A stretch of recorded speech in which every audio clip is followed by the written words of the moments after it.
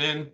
If you are shopping for a car now or in the next 12 months, I want you to type me in the comments. All right, so we know who we're talking to. And Instagram. All right, Instagram. I see Instagram log this out again because I switched from the screen. We're just getting used to this. But as you come in, if you are shopping for a car now or in the next 12 months, just type me. And I want to know, because I want to talk specifically to y'all. If you're shopping for a car, after that, that's fine. But I want to talk specifically to the people who are shopping now. Now, after you let us know if you're shopping, I want you to check in. Where we at? Where are we at today? Let me know where you are in the country. I like to do a roll call, check in. Where are we at in the country? Good to see you, Calvin. Good to see you, Catrella. Good to see you, Charlicia. Steeler Nation, St. Louis in the building. I see you. Okay. Hold on. Let me go here. TikTok. All right. Where y'all at? Let's. Okay. I see Dallas, Texas. I see Tampa. Hold on. I'm trying to see Chicago, Illinois, VA Beach, Utica. I see you. Check in. Where we at today? Where we at this afternoon, evening, morning? Come on in. All right. We got the whole country on here. And we got the whole country on here. All right. I want to welcome y'all to Car Q&A with me, Deshone the Auto Advisor. As you come in, if you could spend a minute or two with us, 5-10 minutes, an hour, you're going to get a lot of value out of it. We're getting ready to do some rapid fire Q&A. And we're going to be answering all types of questions about car shopping and what you need to know to make sure you're saving thousands on your next car and every car you get after that. So as you come in, if you're not subscribed, if you're not following, you will benefit from hitting that follow button. You will benefit from hitting the subscribe button, because we're going to be doing this live show pretty regularly to make sure that you guys have access to all the information. So before we get into Q&A, I want to give people time to come in. I also want to finish up the housekeeping. My new digital book, Car Shopping for People That Hate Car Shopping, is now officially released. We are doing a 75% off sale. It's normally $97. It's a digital book. It has links to videos. It has links to my scripts. There's no guesswork in this, y'all. I want to give y'all a process that y'all can use for the rest of your life without having to worry about, I want y'all to be able to guarantee your success. So if you're on Instagram, you can go to the Instagram bio. You won't leave the broadcast. Get your 75% off, because it's only available for a few minutes at 75% off. TikTok bio, and then Facebook and Instagram. Y'all can go to deshonsbook.com, or you can scan the QR code. So let's go. Let's get your questions going. I want y'all to enjoy using that book. Get your 75% off and enjoy not reading it, enjoy using it. All right. So let me see. Let's start bringing in some comments. Where's our first question? Do I have to get financing? Oh, by the way, in a few minutes, y'all, I'm going to be giving y'all a very, very deep look into a game that's going to help you understand leasing versus buying. So in about 5-10 minutes, we'll start that game, and you're going to love it. You'll never be confused on whether leasing or purchasing is going to save you more money after we play this. Do I have to get financing to lease a car? No, you don't. Whenever we lease a car, we are always using the dealer's financing department, their company, the bank that makes the car. And because we can't shop for our own financing, how do we make sure that they're not marking up the interest rate on the lease? Multiple offers. There's no way for you to make sure they're not marking up the interest rate on the lease without multiple offers. That is what reveals the true deals when you're shopping for a lease. So there's no interest rate to shop for, but we must protect against interest rate markups with multiple offers, because some dealers will mark up the interest rate and never tell you. They'll just give you the quote, and they're depending on you not shopping their competition to find out that they marked up the interest rate on the lease. All right. So when you get your offers, it's always with multiple offers. Shout out to the sharers. Shout out to everybody who's sharing the broadcast. If this is your first time on a live with me here, just type 1. Type the number 1 if this is your first time on a live. I'm near the end of a 3-year lease. Is it best to buy the vehicle or lease another? It's very rarely best to buy. Very rarely. Shout out to the first time viewers. Good to see y'all. Very rarely, if ever, good to buy your lease. I'm going to tell y'all why. Because when you buy your lease, you're buying a used car. When you buy your lease, you are buying a used car. That's all that's happening. So, being that you are buying a used car, you need to know if would I normally buy a used car versus leasing. And the only way it makes sense to buy your lease out is if you're keeping the car another 8 years. I'm going to tell you why. You've already had the car for 3 years. You've already had the car for 3 years. Most people, when you buy your lease out, you're getting another 5 or 6 year loan for the balance. So you're committing to 8 or 9 years of payments on the same car. This spills into bad lease deals. The reason we don't take 48 months leases on a lease, because we're paying too long on a vehicle that we're giving back. We never want to be tied up long term in a vehicle we're giving back. That's the whole point. Leasing is meant to be 3 years, 39 months, sometimes 2 years, depending on what they're offering, in and out, switching cars very fast, always under warranty, keeping our payments low. Okay. Can y'all light up TikTok with the likes? Can y'all continue to tap the screen on TikTok? I see we got a few hundred people. We got about 400 people on total, all the broadcast. Could you actually hit that share button? Because I promise you, y'all, no one will ever get mad at you for sharing my page with them. I guarantee you that. In fact, my goal is to get them to thank you. Hey, thank you for sharing that. I like that guy's stuff. We try not to waste any time here. What about paying cash? VJ Live said, let me put this question up on the screen. If you're on, make sure you're subscribed on YouTube so y'all can see the whole thing, the presentation, when we share these numbers. We can't do that on Instagram and TikTok. So VJ Live said, what about paying cash? I have about 15,000 and I don't want payments, but they keep trying to push me to 25 grand range so I can have payments. Here's the thing. If you can find a quality car for 15 grand, great. If it's going to force you to buy something that's not, who's heard you always pay cash for a car? If, as you come in, thank you, Godhead. Shout out to the sharers. I see y'all. Who's heard always pay cash for a car? Type me in the comments. If you've heard always pay cash for a car, type me in the comments. I see y'all lighting up. Keep tapping the screen on TikTok. We appreciate it. Y'all lighting up the likes. Y'all can see where we at on the likes in the top left. Who's heard always pay cash? Right? 5150 times heard it. VJ Live said, heard it all my life. Now listen, bunch of Dave Ramsey advice. Now here's the real. Here's what I'm just telling y'all. We got a bunch of people on here, hundreds of you all say, yes, I've heard you pay cash for cars. Now there's two schools of thought here. One is no debt. Now if your philosophy is no debt, I'm not here to convince you to change your philosophy.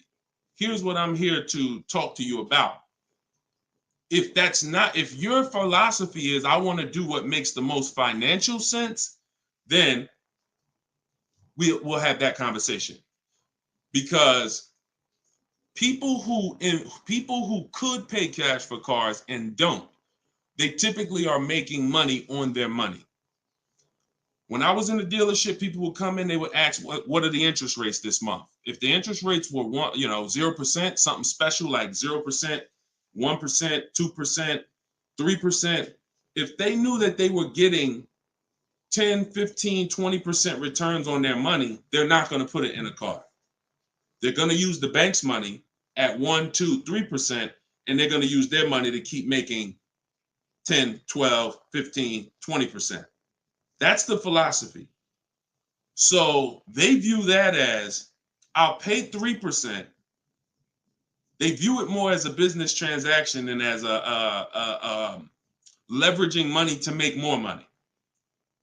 See, some people will tell y'all people who don't pay cash for cars, they're into debt. But I'm here to tell you that when I sat with very, very savvy people in my career with Mercedes and General Motors, I had tons of people who could easily have wrote a check for the car. I want you to know that if your goals are to eventually get into making more money with your money, investing your money, getting 10%, 12%, 8%, trying to beat inflation, then you're going to have a problem putting your cash into cars. Because not only, if let's say we park right now, this is just as answering VJ Live's question, because I got it up on the screen here on YouTube and Facebook. He's asking about paying cars. And many of you, as you sit on the show, you'll see, Dad, that's a similar question. Many of you will see someone's going to ask the same question you have. When we start seeing that we can actually use the bank's money for less, we're gonna realize that when you put $20,000 of your hard-earned cash into a car, that money cannot make you more money.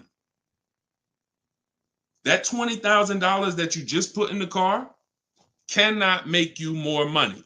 You have maxed out the value of that $20,000.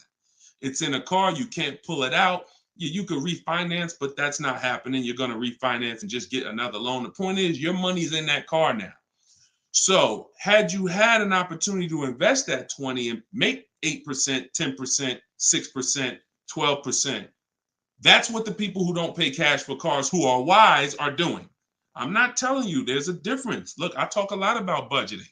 I talk a lot about affordability. All through my book, I have systems and boundaries. The rule of 72 and the 10th birthday, how long of a loan you take, how much, when should the car be paid off? That's all in my book. You can get it 75% off, or you can watch my videos. I'm going to always teach it. But if you want it all in one place right here, get the book, 75% off. It's in my TikTok or Instagram bio.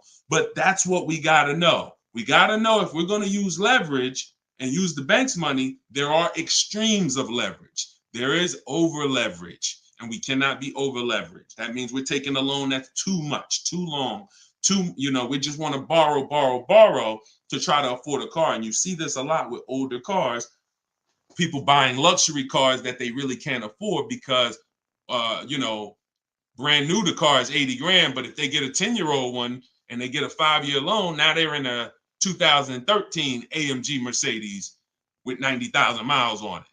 So that's the opposite extreme. Using leverage and loans to buy things we can't afford. But then the other opposite extreme is paying cash when we don't have to. Finding that balance between getting the car we want, getting the best car we can afford. Because you said, hey, I'm trying to find a car for 15 grand. I can't find it. They want me to spend 20, 25. Well, the name of the game is you better learn how to find if there's any cars out there for 15, you better learn how to find them. And you look everywhere, you look over all the marketplaces, and before you raise your budget up to 2025, we have something we do called the perfect budget. You got to go to 17 first. You don't go from 15 to 2025. You go from 15 to 17. See if I can find anything good for 17. Oh, I can't. All right, now I go to 19. And I have this calculator that's going to help you guys inside the book. It's called the Perfect Budget Calculator. You put in the money you have, you put in what you want your payment to be. It's going to tell you how much car you can buy. You put in your state, so we could have. How many times y'all walk in, right? And you're like, man, I want to spend 25 grand on a car, but you forgot to factor in taxes and the fees. How many times does that happen? Type ouch if you've ever dealt with that. Let's be willing to be honest. You had a budget in your mind. This is what I want my monthly payment to be. This is what I want to spend on the car. Next thing you know, you're a little over that budget, or sometimes a lot over that budget, and you're leaving like, all right, I see you, 919 Mike. Thank you. I see you, Mika Larkin. Shout out to everybody willing to be honest. See, in order for us to really make sure we don't make these mistakes, we got to be honest of the fact we've made them. So that's what we want to do. We want a budgeting system that tells us when we can. You spend any more than this, and you're going to be over your budget. You said you want a payment of $400 a month. That means you said you only got $1,000 to put down, or nothing to put down. Here's what you can spend on a car. And when you use this perfect budget calculator, you're going to never go over budget. Because honestly, y'all, we don't want to be anywhere near our top of our budget. We want to be shopping under our budget. That's where I want y'all. Under your budget. That's why I said if your budget was 15 and then your max might be 20, 25 with a loan, all right, we got to go from 15 to 17, to 17.5 to 18. We don't just jump to 20, 25. But we need a methodical system to do that, to help us do that. How do I get out of an upside down lease? Jose, you can only sell out of it. That's all you could do. You could sell out of it. If you, no matter what, y'all, who's in a car that they want to replace and they think they're upside down? They may have some negative equity. This is all in the book. I would really like y'all, the reason why I'm doing the 75% off, couple reasons. The book just officially came out, but I really want y'all not having to remember this. Yes, this live rebroadcast is going to be syndicated. So no matter when you're watching it, the information is going to be valuable and applicable. But I really want y'all to have the book so that you can actually reference the information over and over again. Thank you, B-Bad. Thank you for this info. Thank you, SJF Racing. So, all right. Yes, 25 goes to 30 real fast. Let me show y'all something, and then we'll continue. This is where we are right now on Goodreads.com. We're rated 4.94.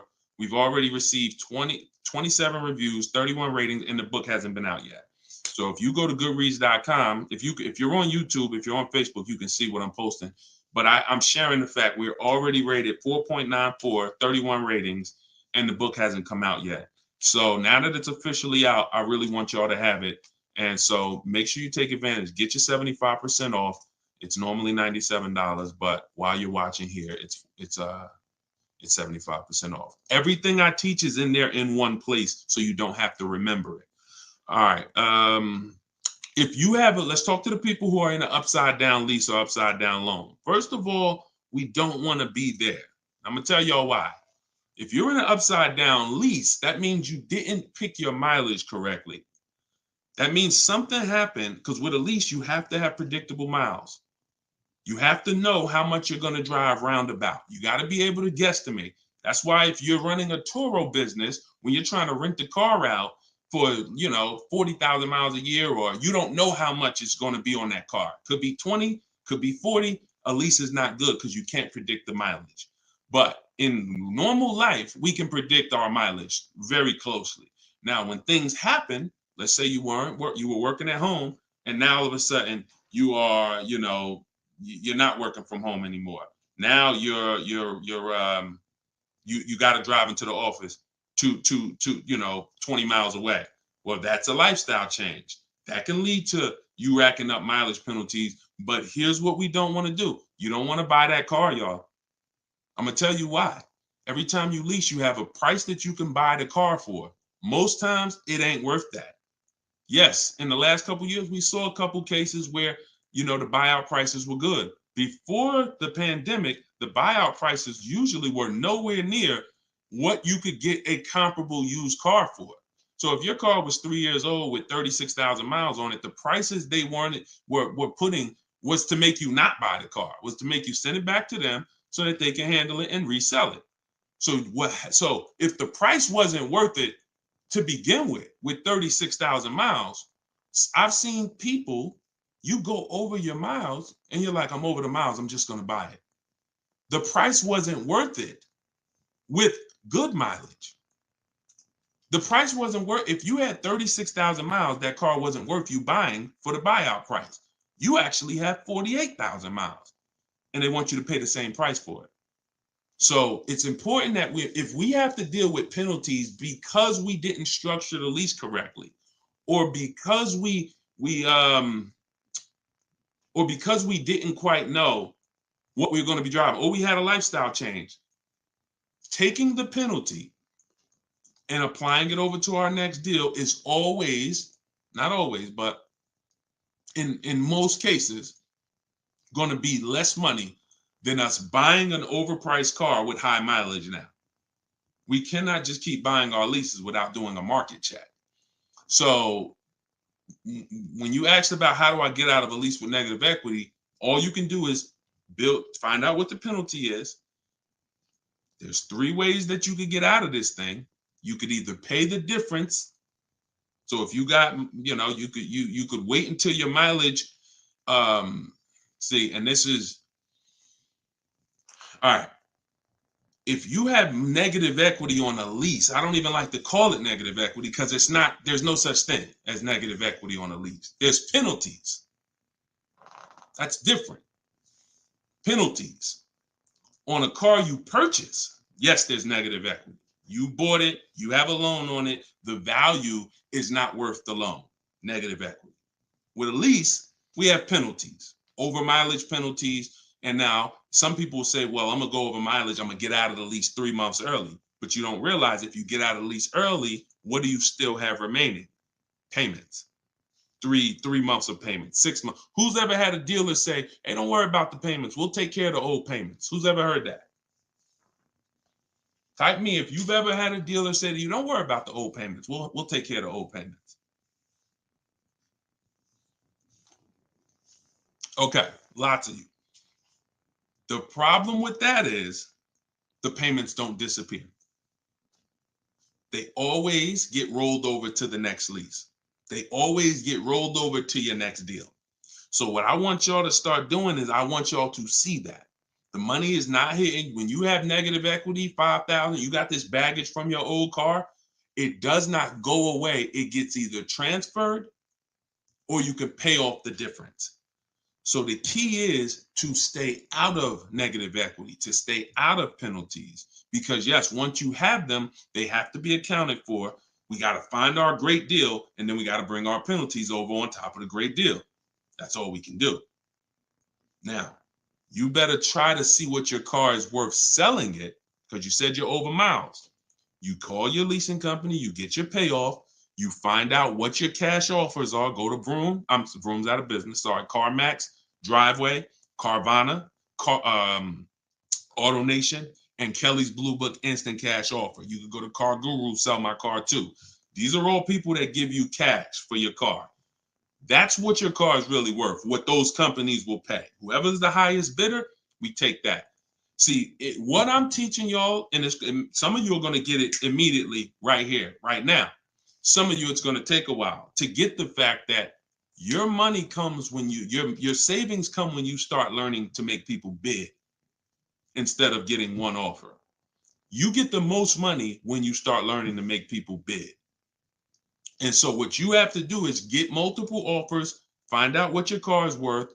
When you go on those websites, when they ask you is it a lease, say no, because their websites are set up to where if you put it's a lease, it's going to automatically trigger that they can't buy it. But they can buy it.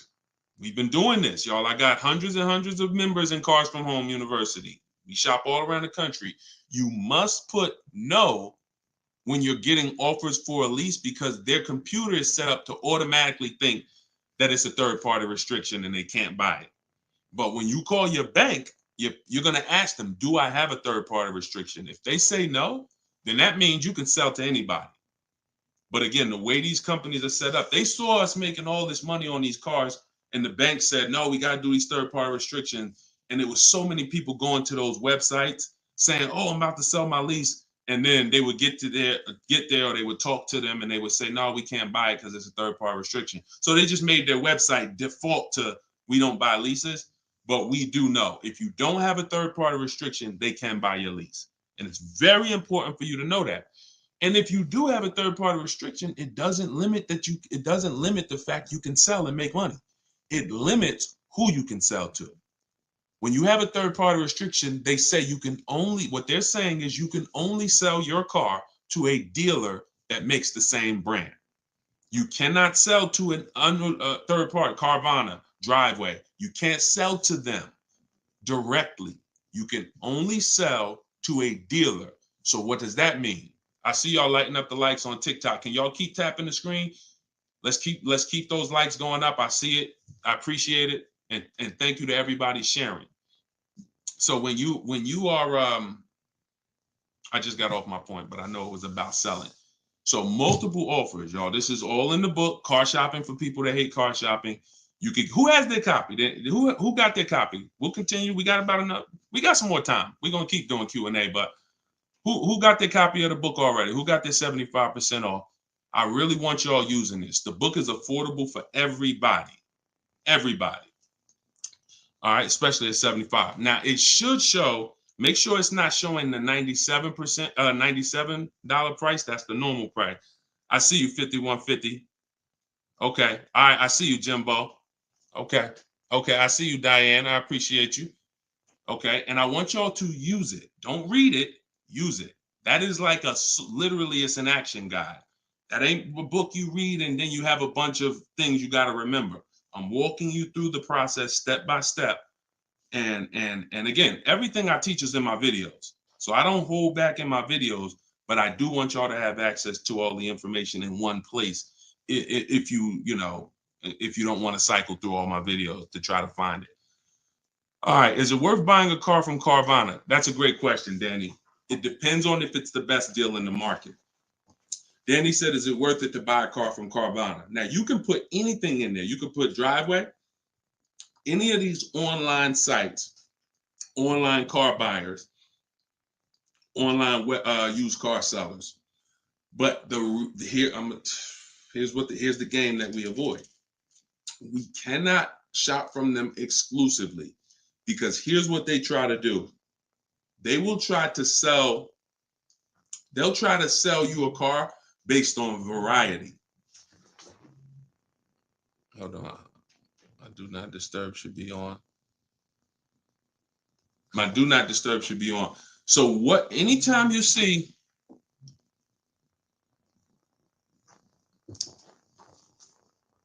hold on one second. I keep getting a call and I don't know why it always does this. I don't want to lose the people on Instagram. Hold on, Instagram. We got you. All right. We should be back on Instagram now. Okay. So most times, especially when we're selling our cars to these people, you got to realize we sell our cars to Carvana, to Driveway, to all these companies because they pay more than dealers on average.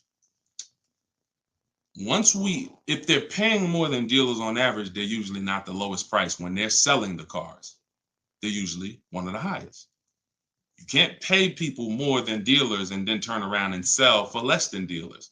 That could be part of the reason why Vroom went out of business. But whenever we shop for a pre-owned car, Carvana is always on the list.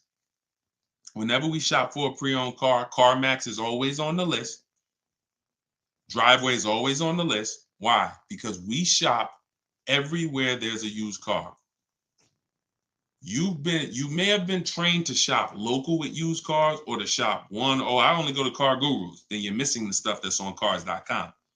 You're missing the stuff that's on carfax.com. You're missing the stuff that's on Driveway. You're missing the stuff that's on CarMax. So we got it just the same way. If we were buying a baby stroller, we're going to go to Walmart, right? .com. We're going to go to Amazon, right? We're going everywhere, right? That's the same way we got to be when we're shopping for used cars. Carvana is just one marketplace. And unfortunately, there are people who shop from them exclusively because they're like, oh, I just love Carvana. I don't have to go into the dealer. And they don't realize that, one, what I teach you won't be in a dealer more than 30 minutes. And also, if I'm not checking their prices, I'm going to overpay. And I'll literally have I didn't have to go to a dealer, but I got a car in my driveway that I could have got for $5,000 less if I just shopped around the right way. I did just mention Auto Trader. Auto Trader's on our list, Alex. Auto Trader is one of our marketplaces. It's one of the marketplaces we shop on. It's just like a Walmart. It's just like a Amazon.com. Auto Trader is a big one. We definitely don't skip any used car marketplace. Now, we don't use Auto Tempest because Auto Tempest pulls and aggregates some data from other people's websites. They're not their own marketplace, so they can't get all the data. So that's why I don't use them. We just go direct to the marketplaces themselves because no company has the rights to market everyone's product. And so as long as no company has the right to market everyone's products, the only way we're going to see all the product is by being on all the marketplaces. But I'll show you how to do this quick. This shouldn't take you more. Look, y'all, this is going to sound crazy, but it shouldn't take you more than 60 minutes, 90 minutes to get your best deal on a car. No, 90 tops. Tops. Not only do I want y'all saving thousands, I want y'all to save time. Deciding what you want shopping, test driving, that takes time. That's fun. Getting the deal, that should not take you more than 60 to 90 minutes when you learn how to get bids. Okay. And the more you stick around, the more you use what I teach, you're going to make deals and save more money in like less time. I don't want to spend more than 60, 90 minutes getting my car deal, and I don't. All right. Ivan said, planning to get a new car ASAP. What are the steps to prepare that you would suggest? Well, first thing is to know whether you're buying or leasing. Let's go into this game. All right, let's go into this game. Thanks for reminding me. Now let's this is a game that I've done this on in some master classes. This is also in Cars from Home University, my video library. So what I want to show y'all is I want to show y'all this game I like to call Who's Winning. Okay? This is why. Now listen, we get ready to make some people mad at some people. I don't want y'all to get mad, but once y'all see this, y'all are gonna be mad at some people who taught y'all bad information about leasing, and it's cost y'all money. This is always step one. Now I'm getting calls from Facebook. How could this is so weird. I don't get how the heck I have my phone on do not disturb and I'm still getting calls. That is so weird to me. Got to figure that out. So bear with us, Instagram. Instagram is always the one that has to bear with us, you know.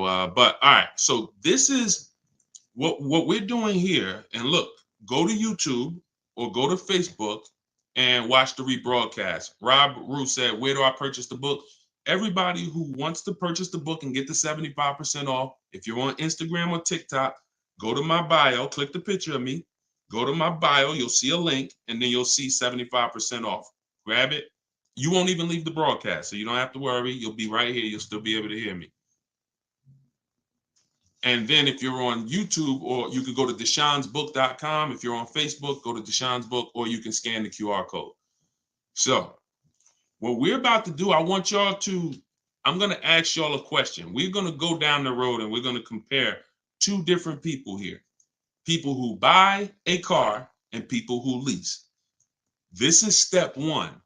Before you think about how much you're getting how much you're going to pay, your budget, any of the things, do I have down payment? Before we think about any of that, I want y'all to know what the most important question is. That's leasing versus buying.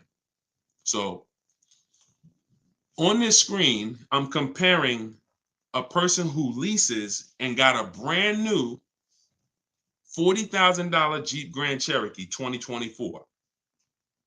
Now, I want y'all to look at this if you're on Facebook and Instagram. If you're on Facebook or YouTube. This person with a good lease deal is paying $500 a month. $500 a month for a brand new $40,000 car. Now, the person who purchases, some of y'all know every $5,000 on a loan is about $100 per month. So if you're looking at a $40,000 car, you're looking at about $800 per month on a 5-year loan. Now, I got this person in here on a 6-year loan at $675 a month. That's how much this car costs. 6-year loan, 3.99%.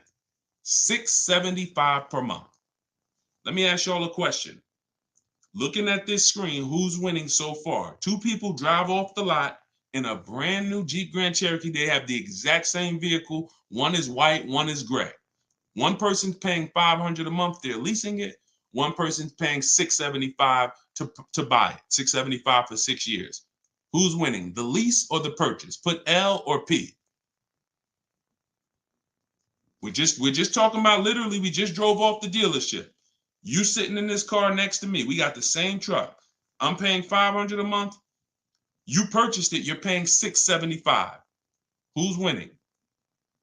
The lease. Exactly. If you're saying purchase,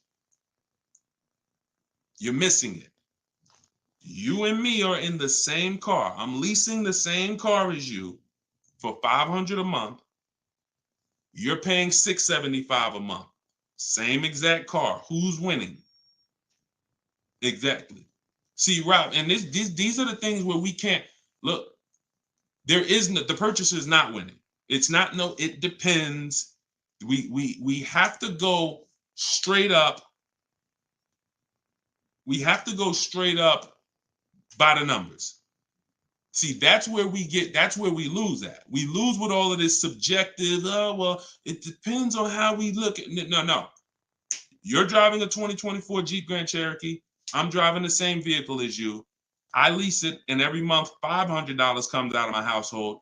Every month $675 comes out of your household. We have the same exact car. Who's winning? The lease. Exactly. That's what we got. We're gonna go down the road. And listen, go subscribe to YouTube. Watch we're gonna syndicate these episodes. So you might be watching the syndication. It doesn't change the value. I want you to see that $500 a month coming out of someone's household is $175 less than $675. So the person who leased so far is $175 per month richer. Every month, the person who's leasing over here is $175 per month richer. Now let's go to the next slide. Now, 3 years later, person wants to buy. Person wants to buy. Now, here's the thing about the purchase. There's an amount you owe. On a 6-year loan, they would owe $24,000 at the end of 3 years. I've already done it. You can watch this. That's how much the balance on their loan would be. It would be $23,400. So that's the amount they need to break even on the car. Now, mind you, they've already spent $175 per month more than the person who leased. So they're $6,300 poorer. You can see they're $6,300 poorer. See, I want y'all to see that everything that you're doing when you're not leasing is trying to catch up to the person who got a great lease deal. Everything from the moment you purchase, you're putting so much money out into the car compared to the people who get great lease deals that now your only goal is to catch up to them. This is why this is step one right here. Go to YouTube, watch it on YouTube so you can get the whole view. So $675, $500. Now, this vehicle, y'all, is $40,000 brand new. What is a 3-year-old vehicle worth? If it was $40,000 brand new, what is it worth after 3 years? $40,000 is a fair estimate $24,000. I tried to look at what I believe a fair estimate is for a 3-year-old vehicle resale value. If we purchase a vehicle for $40,000 in 3 years, when we go to trade it, 36,000 miles, is it fair that vehicle, a fair estimate is about $24,000? You're not getting 28. Let's be honest here. We're not buying a vehicle for 40, coming back and get 28 3 years later. So here's the problem. When we get 20, you're not getting 28. And don't let the last 2-3 years of having high resale values confuse y'all. Don't do that. You will destroy yourself. You don't want to. There is no class, Solomon. There is no class. This is the class. Just tune in and lock in. Like, this is serious financial education that is going to be simple if you just focus on it. If you buy a vehicle for 40, the average that you're going to see that vehicle when you go trade it in is you get about 24 on. That is going to be a good cash resale value. And that's what happens to most people. And as you can see, they still owe, if your vehicle's only worth $23,400, I mean, if your vehicle's only worth 24, but you owe 23,400, you're breaking even. This is nothing. Like, I've already spent so much more than the person leasing. And now when I go to trade my car in, I'm not even able to get enough money to catch up to them. I'm not able to I'm $6,300 behind the person who leased when you purchase, and I'd have to get all that money back to make it worth it to have bought. That's why, y'all, when you buy your cars and trade in, you notice how much you always worry about how much you're going to get for the car. Y'all notice that if you're a person and you buy your cars and you keep them 2, 3, 4, 5, 6 years, you notice how you're always worried about, man, that's all you're giving me for my car? That's all you're giving me? Nah, you got to give me more than that. You know who doesn't worry about that? Keepers.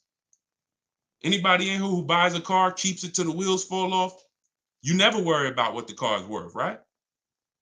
Because you're using all that value. That's what we do when we purchase. But here with a lease, you're always behind. If you purchase a brand new car compared to a person who leases, you're always behind. You can't catch up with them. You're paying too much money. So this is an intro. We didn't even talk about the fact, what if the person has an accident? And I really like wish that y'all could see this on YouTube. And can y'all see the screen on Instagram? I don't know. Are y'all able to see the slides on Instagram? I don't know what view y'all have on Instagram, but we're not talking about if the person has an accident. If the person has an accident in the car that they own, you lose two grand of your value. So the buyer is always behind. Now we can go down the road. When we go down the road, you'll see that eventually the person starts catching up, but it's only after 8 years. You can't catch up to somebody who's paying $175 a month less than you to drive the same car as you. That money just keeps adding up. And we were taught that we're supposed to purchase, but only if you're long term. That is when you purchase. 8 years, nothing more. All right, so I got to see how I'll probably try to do this and go deeper when I can get some. It's hard to do it because they can't, everybody can't see it. So just watch the replay of it, and you'll be able to see it. But this is the difference, y'all. Queen Mama said, "I'm a keeper and I need to break. I need a break from car payment." See, but let me ask you. Can I ask y'all a real question? Why are car payments the only payments we need a break from? Let me ask y'all a very real question, because car payments we need a break from, but we're okay with cell phone payments. We're okay with insurance payments. We're okay with car insurance payments. We're okay with, this is like a cost of living. And I don't have a problem when it comes to financially, I want to pay cash for a car, and I'm just going to keep my debt down, and I'm going to make sure that, the interest rates are high right now, so I'm not going to look to borrow. I'm just going to pay cash. That's fine. Paying cash as a savvy move is like, the bank's money is too expensive. I'm not invested. I'm not investing my money in anything. I'm just going to pay cash. But why are car payments the only ones it's the only payment we look and say, well, I want to avoid that. We don't do it with houses. We don't do it with anything else in life. And sometimes it makes us get a bad car because we like, oh, I'm just going to save up $8,000. I'm just going to say. Meanwhile, if we knew how to properly structure our deals, we can get the best car for our budget, under our budget. Because y'all know all cash is saved up payments, right? All people be like, oh, I'm going to pay cash. If you save up $20,000, that's just a bunch of saved up payments. Yeah, she said, I'm tired of house payments too. I understand. And again, if we have the cash and we can go and we can look, I'm going to teach you how to pay cash for cars if it makes sense. And if you have cash, that's great. We got to make sure we get the best price on the car. But at the same time, you need to know when it doesn't make sense to pay cash. If they're doing 0% financing on the car you want, why wouldn't we use the bank's money at 0% and let our money continue to make money, or continue to keep our cash free? So again, because there's nothing to justify it. There's nothing to make it make sense. Oh, I don't want car payments. I don't want any of the payments that I have in my life. But my goal is to get the best the best out of what I'm paying for. But yeah, it's a lot that goes into it. You got to make sure that those that's why, y'all, we got to shop below our budget. I need a break from rent. Yeah, we got to shop below our budget. Look, when we let people talk us into cars that are above our payments goals, that are above our monthly expense goals, oh, now we get tired of them. But if your monthly budget was 500 and you went in and you left with a great car at 450, 425, you ain't really tired of that payment. You're tired of the payment, right? Like, you're tired of the payment that's 700 when you really didn't want to go above 650. Now you're like, dang, I'm paying 700 for this car. Dang, I'm getting tired of this. When you're under, you don't get tired when you're under your budget. You get what I'm saying? Does that make sense? Type I don't know, $, if that makes sense. We only get tired of payments when they're over our budget. When they're comfortably within our budget, we're never tired of them. That's why we're fine. So, but we got to learn how to get the best cars for our budget, and that comes through multiple bids. You have no idea. And then it comes through leasing versus buying, which is what we've been talking about in this initial thing.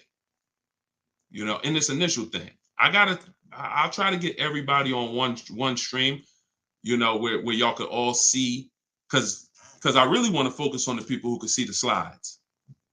And because I know I could engage with them because they can see the slides, and then but it's people who can't. So that's all right. We'll continue to adjust. But you got to know, believe me when I tell you, thousands of people have learned that the biggest issue of affordability for the cars that they're driving was the fact that they didn't understand leasing. Leasing is going to get you 30, 40% more car for the same money when you learn how to get great lease deals. All day long. So it's people who driving a daggone $50,000 car, they got a $900, $1,000, $1,100 a month payment. At the same time as people driving $50,000 cars, and look, this is their payment. I'm gonna show y'all something that's gonna blow your mind. You can't believe that this is a payment on a car. Right here, look. Greg is in our Facebook group. He's in our Cars from Home University program. He said, my first time posting here. His MSRP on his car that he got, it's a Kia EV6 Win with the tech package. $56,275 car, y'all. $56,000. That vehicle, if he went in there and said, I want to purchase that, man, I'm not leasing nothing. How much is it? That vehicle is $1,100 a month on its best day. 5-year loan, $1,100 a month. If he stretches out the loan 6 years, maybe it's $1,000 a month. I don't ever recommend you go above a 6-year loan. When we get into structuring our deal, y'all gonna hear me talk about the rule of 72, 10th birthday. We don't ever want to go above a 6-year loan. It's very risky, and it's a sign. It's a sign of affordability. We can't afford the car. It's like a 40, 50-year mortgage. So the point is, if he walks in to get that car, he's leaving with $1,000 car payment. Same car.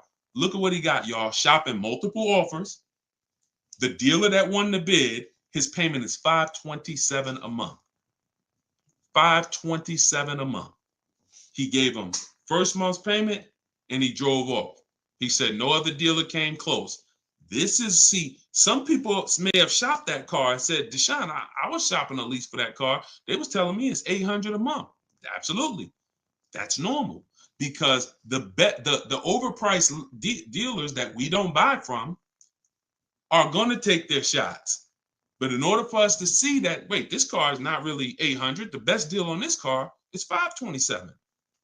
We have to shop multiple offers. Now, it's not always going to be that dramatic, but I promise y'all, when y'all shop multiple offers, it's going to blow your mind. The best deal to the worst deal is going to be $3,000 to $5,000 different. And you're going to see that some of the dealers that you've trusted the most, that you've been buying from, maybe your family been buying cars from them, some of them may be the ones to take the biggest shot at you. So you have to shop multiple offers. But y'all see how there's no comparison to that deal Greg just got? $527 a month. Another person's driving the exact same vehicle paying $900. This is how, when y'all see these videos of that, people average car payment is $1,000. How? Because they don't understand leasing. They don't understand leasing. Once you understand leasing, you'll understand how these people are getting jammed up and how you may have gotten jammed up in a high car payment for a car that you might feel like, oh, I'm paying way too much money for this car. And then the opposite side is, if we are purchasing, we have to make sure we are getting the best price for the car and we are getting the best interest rate we can get. Does he lease to buy? No, we don't do lease to buys. We don't mix the two. Leasing is its own benefit. That's a great question.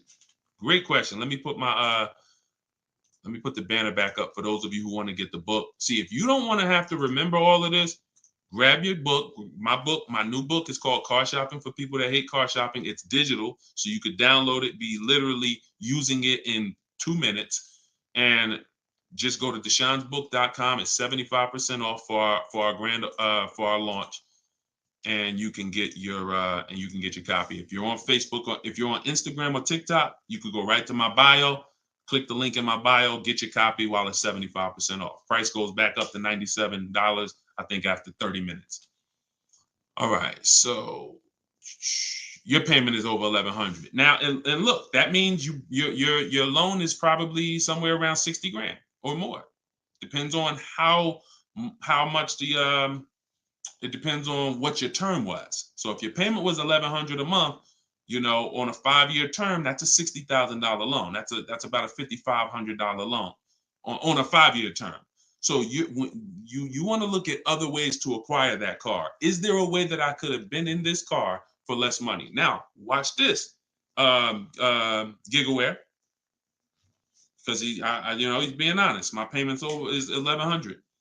If you are buying that car and your intention is to keep it, and that means your intention is to keep it for 8+ years, you're going to pay off that car, and then you're going to just, start to catch once you don't have a car payment, you can start to catch up to the person who leased, because the person who leases is always going to have a payment. That's the downside about leasing. There is no opportunity for you to pay off the car, and you don't want to. Again, it's not like when you're not keeping cars long enough, you're getting great lease deals. The goal is not to pay off the car. The goal is to drive the most car I can for the least amount of money. That's the goal with a lease. The goal with a purchase is to now pay off the car and start to now keep the car long enough for the depreciation to cool off. Depreciation is the value that it loses every year. Thank you, Becky. Good to see you as well. Long time. Great to see you. So depreciation is the value the car loses every year. When you buy a brand new car, you lose 20% the first year. Then you lose 15%. Then you lose 15%. Then you lose 12%. Then you lose 10%. And as you keep the car longer, it gets to a point where you're only losing 5% or so a year.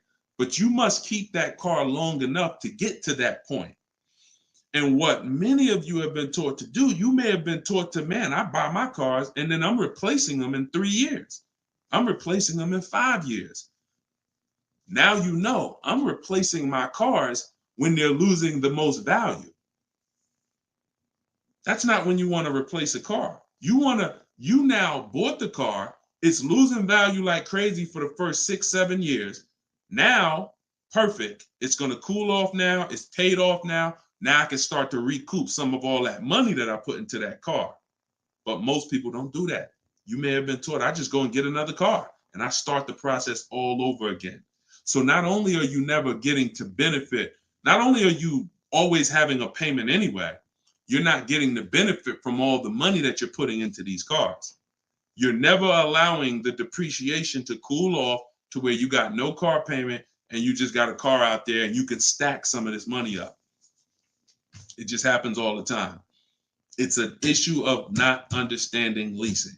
Leasing is for short-term people less than 8 years. Purchasing is for long-term people more than 8 years.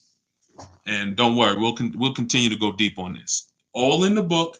So anyway, anybody who wants to really know this and have it all in one place so they can use it, if you're shopping for a car now or in the next 12 months, you need this stuff right now. You know, I got tons of videos all over all my Facebook pages. But if you want all the information in one spot, get your book at 75% off. Just make sure that it's not showing the $97 price. Whenever you click to the website, make sure it's showing the 75% off price. So you can purchase off the bank loan. I don't know what you mean by that, Skinner. Is it smart to lease and then buy it out? No, see, and again, that's a very common question. Yo, what's the benefit of that? I mean, somewhere along the lines, we heard about leasing to buy. We don't want to, you're only leasing because you don't want to buy the car. You're buying the car because you want to keep it and take care of it for the long run. I see you, Dr. Coop. Congratulations. She said, I got the book. Enjoy it. Use it. Don't read it. Use it. And, I really can't wait to hear your success story. There's no reason. Look, when I'm going into a lease, and you got to have this in your tool belt. Some of you, your children are not going to keep a car 8 years. You're going to need to set them up to get a great lease. Yeah, you might be a person who like Deshone. I just buy my car, man, I keep it 10 years. If that's you, type K for keeper. Most times, if you buy your car, you keep them 10 years, type K in the comments for keeper. Thanks, Ambi. Said keep killing it. Appreciate you. If you are, the book is called Car Shopping for People That Hate Car Shopping. It's in my TikTok bio and it's in my Instagram bio. But I think you only got, it's 30 minutes. You could get it for 75% off. While everybody is on, you could get it 75% off. Okay, so keepers, you are not, you're not worried. That's when you buy. When I'm going into lease, I'm not thinking about keeping. We don't want to mix the two. Leasing is, I'm going to get a great lease deal where I drive a brand new car for pennies compared to purchasing. Or for a small percentage compared to purchasing. That is a lease. My goal is not to buy the car. It's not to buy the car. You see, when we keep, we win. When we lease, we win, as long as we're getting good deals. But it's people who are mixing the two, and that might be you, and that's where we lose. We buy, and then we trade. We buy, and then we sell it in 2 years, 3 years, 4 years. We tired of it. Oh, I'm gonna go switch out of this. That's mixing. The other one is you lease, and then you purchase the lease. So you lease your vehicle, and then you go buy it at the end. That is mixing. You don't want to mix because the benefits of leasing are laid out. The benefits of purchasing are laid out. Very clear, separate benefits. When you mix the two strategies, you lose the benefits. And again, most people who would tell you they bought their lease, they're buying it with a 5 or 6 year loan when they've already been paying 3 years to lease it. The lease is 3 years. The loan is 5 years. That's 8 years. And I'm going to tell y'all how this happened. How I figured out this was so bad, I'm going to be honest with y'all. I was in the dealership one day. Somebody comes in. They're like, hey, I want to replace my car. So I go out and I look at the car. I ask them what they owe. No, I don't think I asked them what they owe. They come to the dealership. They say, yeah, I got a car out there. I want to trade it in for a new car. And I'm like, okay, that's pretty normal. Let's take a look. Here's what happens. I say, what year is it? And they'll say, well, it's a 2018. I'm just using like a real example. Like they say, oh, it's a 2018. Now I'll ask them, how long have you had it? And they'll say, well, I bought it brand new. So I've had it 5 years, 6 years. Now, follow me, y'all. Everybody on here, I want your opinion on this. Person comes up and says they've had a car for 6 years. They bought it brand new. They've been paying on that car for 6 years. Don't you think that car should be paid off by now or almost paid off? Yes or yes. Type Y if you understand. Person bought it 6 years ago. You go out and I'm like, okay, mister, how long have you had it? They're like, I've had it for 6 years. So I'm like, okay, perfect. Everybody's saying yes. So this is what I'm thinking. This is how I found out buying your lease was a bad idea for most people, if not all. So I go and I say, okay, great. I see you're here trading. Now, in my mind, I'm already trained to talk to him about leasing because, thank you, Brent. I know you're here trading this car in 6 years. I want to show you what leasing looks like, and you're going to love that a lot better. You're not going to need this down payment. I'm going to be able to give you a check back for this equity in this car you got here. It's going to be all good. And I've helped some people do that. They come in and I show them the lease, and I'm like, you know, you keep just trading your cars, but if you lease, here's what, boom, that you could do. And then I'll give you this, you know, you get a big check back for your balance of your old car, all of that. So this is when it works, it's beautiful. But when it doesn't work, this is what it looks like. I'm like, I run in and I'm like, okay, your car is worth about $15,000. Instagram just logged me out. Instagram just logged me out of nowhere. I don't know what happened. Let's see if I could go back. All right. So now when it doesn't work, so I go out and I find, you know, the used car manager may tell me this car is worth $15,000, and I'm like, okay, perfect. It's probably paid off. Great. He's gonna get like a check back for like almost all that, and then he's gonna have a low payment. He's gonna love it. So I find out when I call the bank, I say how much you owe. He says, well, I don't really know. I call the bank. I'm like, okay, I'm calling for Mr. Jones' payoff on his, you know, such and such car. And the bank says, okay, yes, the payoff is $15,000. I'm like, wait, 15,000? How could he still owe 15,000? This doesn't make sense. I look at him and I say, the bank is saying you still owe 15,000 on the car. And I'm like, he's like, yeah, okay, yeah, I didn't know how much I had owed. I said, wait a minute. Didn't you tell me that you had this car since it was new? Yeah, and you told me you had it for 6 years? Yeah. How do you still owe? And he said, oh, I leased it first, though. What I did was I leased it for 3 years, and then I had bought it at the end. And I'm like, there we go. That's the problem. You leased it for 3 years.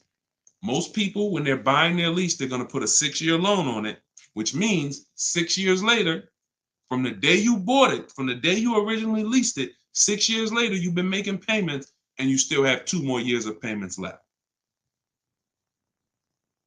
That's actually, I'm wrong. That's 9, 3 years of payments left. Happens all the time. So I literally, y'all, smart people on here, you'd never take a 9-year loan, right? Type never. You never take a 9-year loan. If you're enjoying, please subscribe to the YouTube channel. If you're not subscribed already, we still got probably 400 or 500 people on here throughout all the platforms. If you, whatever platform you're on, make sure you're following us, because this is the stuff we do. You would never, right? You would never take a 9-year loan. But the same adamant, we're adamant we'd never take a 9-year loan. We got to see every single time. Thank you so much. I appreciate the gifts on TikTok and all the platforms. We got to take every time we hear about buying our lease out, unless we're going to pay cash for it, which is another discussion. But most people are not. They're going to take a 5 or 6 year loan out. So as soon as you hear lease to buy, as soon as you think lease to buy, I want you to think 8 or 9 years of payments on the same car. That's why it's a bad idea. That's why it's a horrible idea. Okay? Now, if you are comparing, we had somebody in our group yesterday who was asking about buying his lease out because he's going to give the car to his parents and because they're going to keep it long term. And the value of the car compared to the value of a similar used car is a great deal. That's different. Buy it. Because all you're doing when you're buying your lease is you're buying a used car. It's your car. I used to help people buy their lease. Hey, they come out of the office. We switch the plates because we got to re-register the car. And I'm like, okay, so how was it? Now, they just signed up for a 5-year loan, 6-year loan on a car that they've already been in for 3 years. They're not really excited about it. You know, I've had the car for 3 years. At least when you go buy a used car, you're excited about it. You're excited. Oh, nice. It's new to me. But when you buy your lease out, you're not really excited. Thank you, man. Y'all going crazy with these gifts and everything. I appreciate it. So these are the things, like what I want y'all to have, as long as you stick with me and you learn what I teach, you're going to have clear boundaries that you operate in that always protect you. That's the name of the game. There's clear things I do. There's clear things I don't do. I know I have rules. I have boundaries. And what I want y'all to get familiar with is the 8-year rule. The 8-year rule is the first rule. It says if you're not keeping your car 8 years, you should not be buying it. You can't outlive the depreciation. You cannot outlive the depreciation compared to someone who purchases. Now, it's too much to go deep on right now. We'll go deep because I know some people thinking, oh, Deshone, but if I pay cash for a brand new car, I'll pay less overall. Yeah, but if you pay cash for a brand new car, you're still laying out all the money. You're still laying out all the money and you're still trying to get that back. You're still, oh, I paid 30 grand, 40 grand, 50 grand. Do you understand that a person who leases that same car, what would you rather be? Big dog who thinks you're big dog because you're going to write a $50,000 check, or a person who comes in and says, I'm going to get that car for $500 a month. Do I want 50 grand coming out of my bank account going into a car, or do I want $500 every month?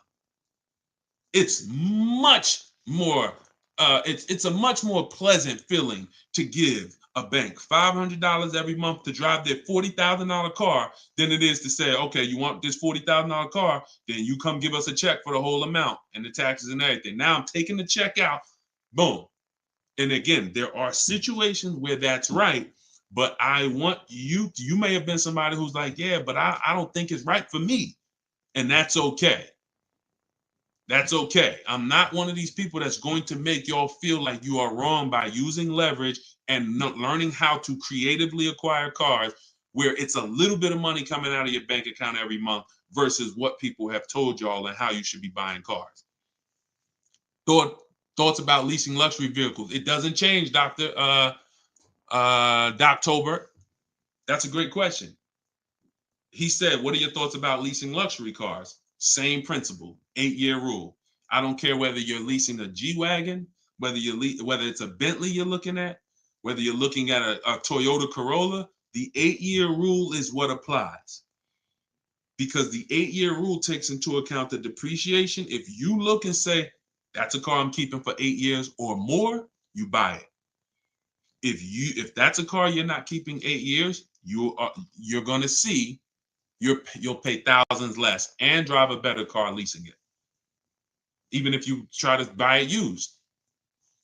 So I'll need more than one broadcast to really go deep on this. I'm just getting familiar with how to use all of these tools where I can show you all stuff. But we'll continue to go deep on this. This is not a subject. If you've gotten years and years of bad advice, it's not always. Some of you get a breakthrough immediately, and some of you it takes more time because again, it's been beaten to your head, and people with loud voices who shout tell you this is what you do, or you never do this, or you always do it like this. You know, like who's heard somebody say never buy a used car? I mean, never buy a new car, always buy used. Who's heard that? Type of U for used. If you were taught you always get a used car, you should never get a new car. Who's taught that? And we got a couple more minutes. We'll stay on. We'll do some more questions. As long as y'all continue to share the broadcast and continue to stay tuned in, I see we still got hundreds of people on. Then we'll continue. All right, now let me tell you how. See. You either have to teach something that works for everybody, or what you teach will mess people up. If somebody says to y'all, every single one of you should be buying used cars, because that's what they'll say. Never buy a new car. Everybody on here should be buying a used car. So that means you think everybody in the country should be buying used cars, right? Yeah, absolutely. Nobody should buy a new car. Nobody in this whole country should buy a new car. Like, no, always buy a used car. Okay, perfect. So let's just say if you had your wish, everybody in the country will be buying used cars, right? Because that'd be better for them, right? Yes, if I had my wish, everybody would be buying used cars. Then here's my question. How do they become used cars then? How do they become used cars if everyone is buying used cars? I want y'all to think about this. If you had your wish, you could snap your finger, Mr. Financial Advisor, whatever you teach. How could everyone buy used cars? It's impossible. The cars come in new. They don't just, so if everybody was buying used cars, what's happening to the new cars? They're just sitting there. And then, so that's not a practical solution. How do we acquire? Who should be buying brand new cars?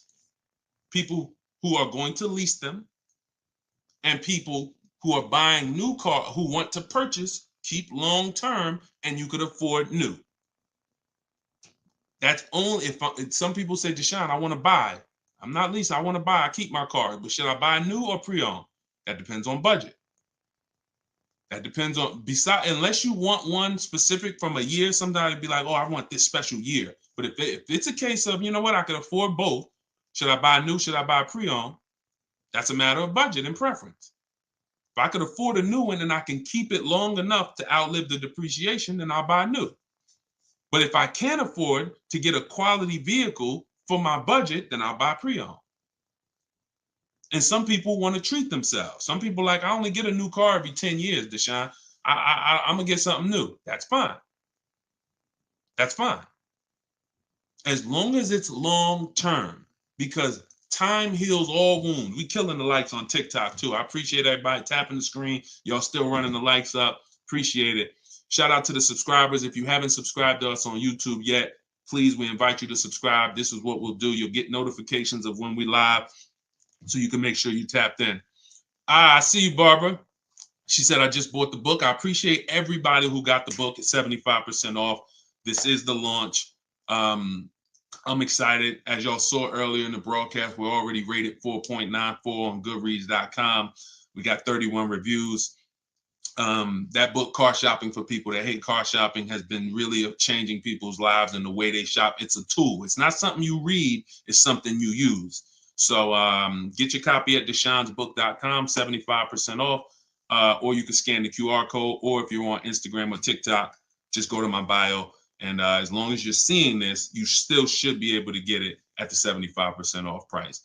And it's immediate download. So, and you'll see as you read it, there's a reason I had to make it a digital book. I couldn't print it because it links to videos, it links to docs, I got scripts that it links to. There's no way I would have been able to do it printing the book. And then also, sometimes I need to update stuff, like Vroom went out of business 2 months ago. If I would have printed the book, now Vroom is, I need to be able to update real time when something happens, and I couldn't do that with a print book. I didn't want thousands of print books out there, and then something changes, and now I got to tell people, oh no, you got to get volume 2 now. You know what I'm saying? Thanks, Angelina. All right, so Dr. Coop says, I have a paid off Toyota. I don't want to trade it. Should I have a down payment? You don't need, look, if you can find a deal on the vehicle you want below your budget with no down payment, then do it.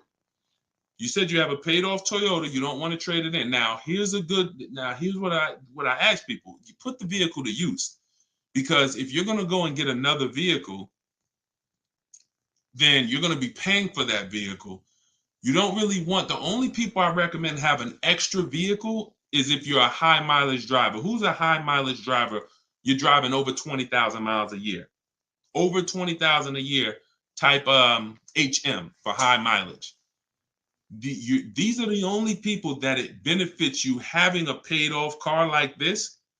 So sometimes it's worth it to buy your car, pay off the first car. And here's what I like. All right, so we got a lot of high mileage drivers watching right now. So I have a strategy in the book, and what you'll hear me talk about is really 2 routes for high mileage drivers, so that y'all can stop having all this negative equity when you come in to replace your vehicles.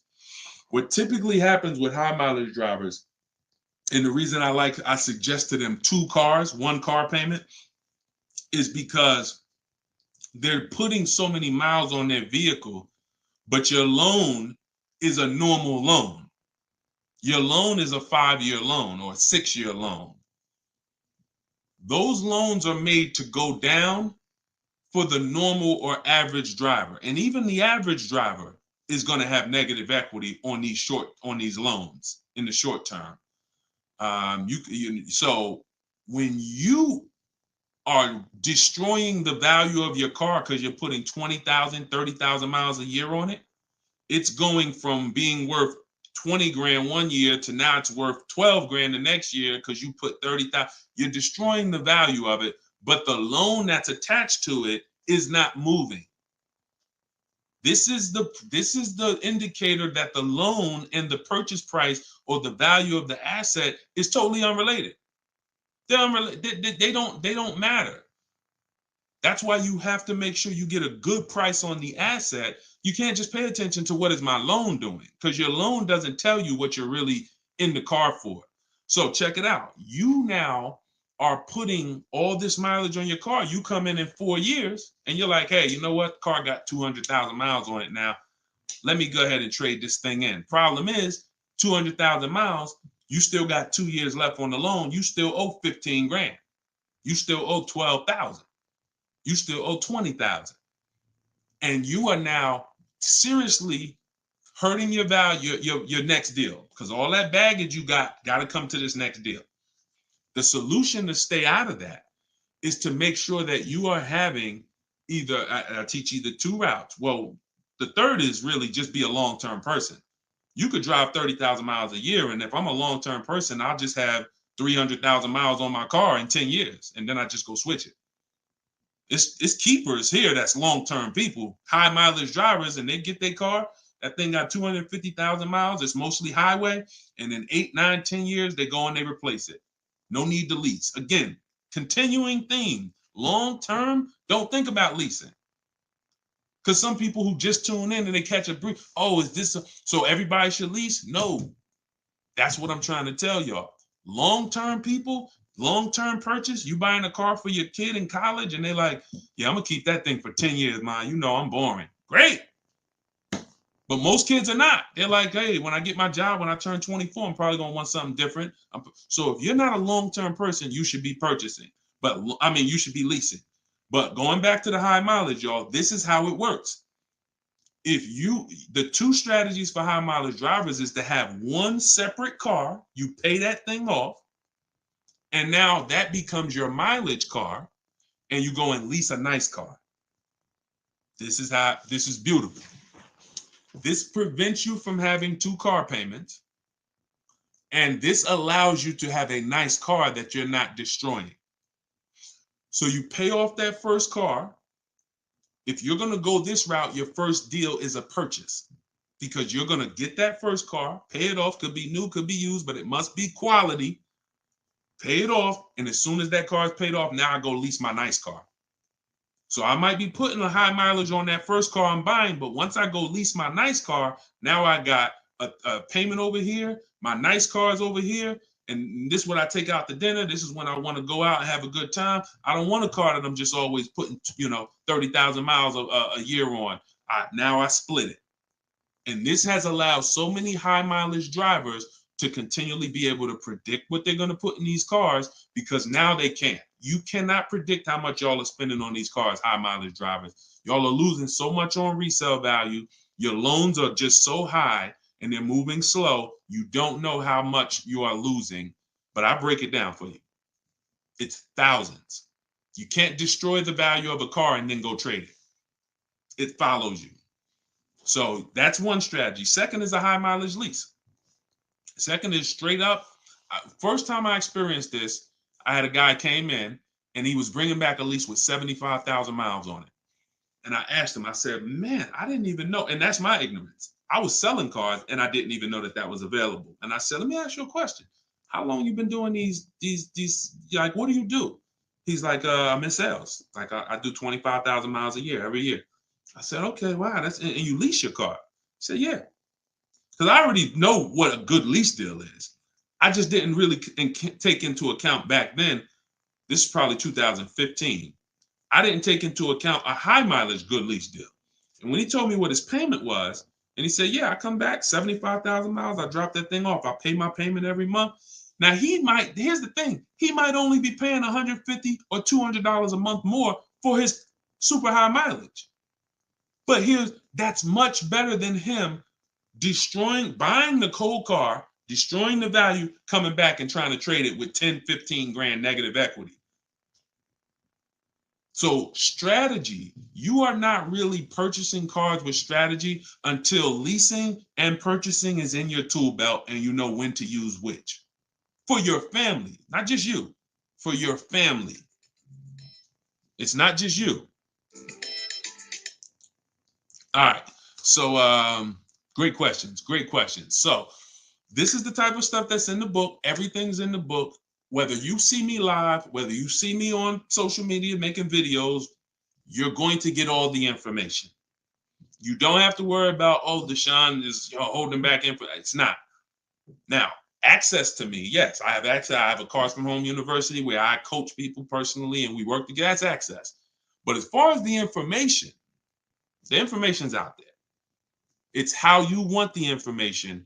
We'll get it to you anyway. If you want it all in one spot, get the book, get Car Shopping for people that hate car shopping. Download it now. It's 75% off. Scan the QR code or go to deshonesbook.com or go to my Instagram or TikTok bio and get your 75% off copy. But other than that, you don't have to worry about not having the information. See, what y'all have had to deal with is how do we make great car deals? How do we not pay penalties when we don't have the information? But now the information's here. It's here for you. It's just you got to decide, how do I want the information? Do I want to look through all Deshone's videos? I got a video on every topic. More videos to come. They're not in order, and they're for different people. Some of you are going to purchase used cars. Some of you are going to lease. Some of you are going to buy a new car. Some of you are going to pay cash. Some of you have good credit. Some of you don't. So throughout all those videos, you got to sort through that. In the book, you're only following one path. When I do videos, when I do a book, it's like one path. Let's stay focused so that we can keep you on track. That's why it's step by step. Yeah, that's how the book is designed. All right, how do you purchase a vehicle without proof of income? That's tough. You need other things that are going to weigh. That's a good question. So if you don't have proof of income, credit profile gets you approved, not credit score. So proof of income is usually only required when you have a lower score or you have a new company, new business, and they need some type of way to, try to, make sure they're going to be all right recouping their money. How is the car going to be paid? So if I didn't have proof of income, then I got to work on credit. Or I got to have a lot of cash. And even then, what's the reason we don't have proof of income? Once I know that, I could better explain. What's the reason we don't have proof of income? Seems dealers don't care about mileage if you release with them. That's now good time. So now watch this, y'all. This comment just came in. We'll still cycle through all the comments. We got another little while in this hour. We're getting through as much as we get through. It's good time on YouTube said, seems dealers don't care about mileage if you release with them. Absolutely a mirage. I asked y'all earlier, who's had somebody a dealer say, oh, we'll take care of the old payments. We'll take care of the mileage penalty. It's absolutely not true. Since 2006, here's the only time, shout out to y'all running the likes up on TikTok. I appreciate it. Y'all keep running them up. Thank you so much. Shout out to the sharers. Everybody who shares good information, just hit the share button wherever you're at and share with somebody if you're in this sharing. So I've never seen mileage taken care of, ever. No program, no bank, no leasing company, and we've done thousands of transactions. I've never seen a leasing company say, we'll forgive mileage. Never. So that does not happen. Mileage penalties let's say we calculate a $2,000 mileage penalty, that gets rolled over to your next lease deal, and we're working that lease deal with that $2,000 accounted for. So whatever the deal is we're working you now, perfect, here's what it is. Make sure that $2,000 penalty is in there. You pay for that. Now, in some cases, very rare, there's loyalty programs where they waive some payments. Mercedes used to have this. It's since gone away, and they didn't have it on every vehicle. They didn't run it every month, where if you lease another Mercedes, we'll cover 3 of your old payments. So you could get out 3 months early, no penalty, but it had to be waived. Since I got into the business, I've heard dozens of people sitting around me say, we are going to be waiving those, but we're going to be taking care of those payments. Mm-mm. Are you waiving the payments? Oh, what do you mean by that? Are you waiving the payments? See that, and we when you ask them that question, I don't want you to even go in looking to get out early. I'd rather you know what your deal is, so you can shop from home the way I teach, where no one has to reveal that information to you. No one is. If you got the right strategy, you're never putting yourself in a position where someone can lie to you without you knowing it. So if you go in the old way and you go into one dealer and say, hey, I'm looking to get my, new lease and I got like penalties, and they'll say, okay, we'll take care of it. That's putting yourself in position to be lied to. Oh, we took care of that. We built in the payment. Yeah, all the payments are taken care of. This is your new payment. Mm-mm. When we shop, when we take control of our deal, that's not something someone's telling us. That's something we already know. Because when we're over on mileage, we always want to see how much can we sell the car for. I was over mileage on my Jeep, sold it, still made money.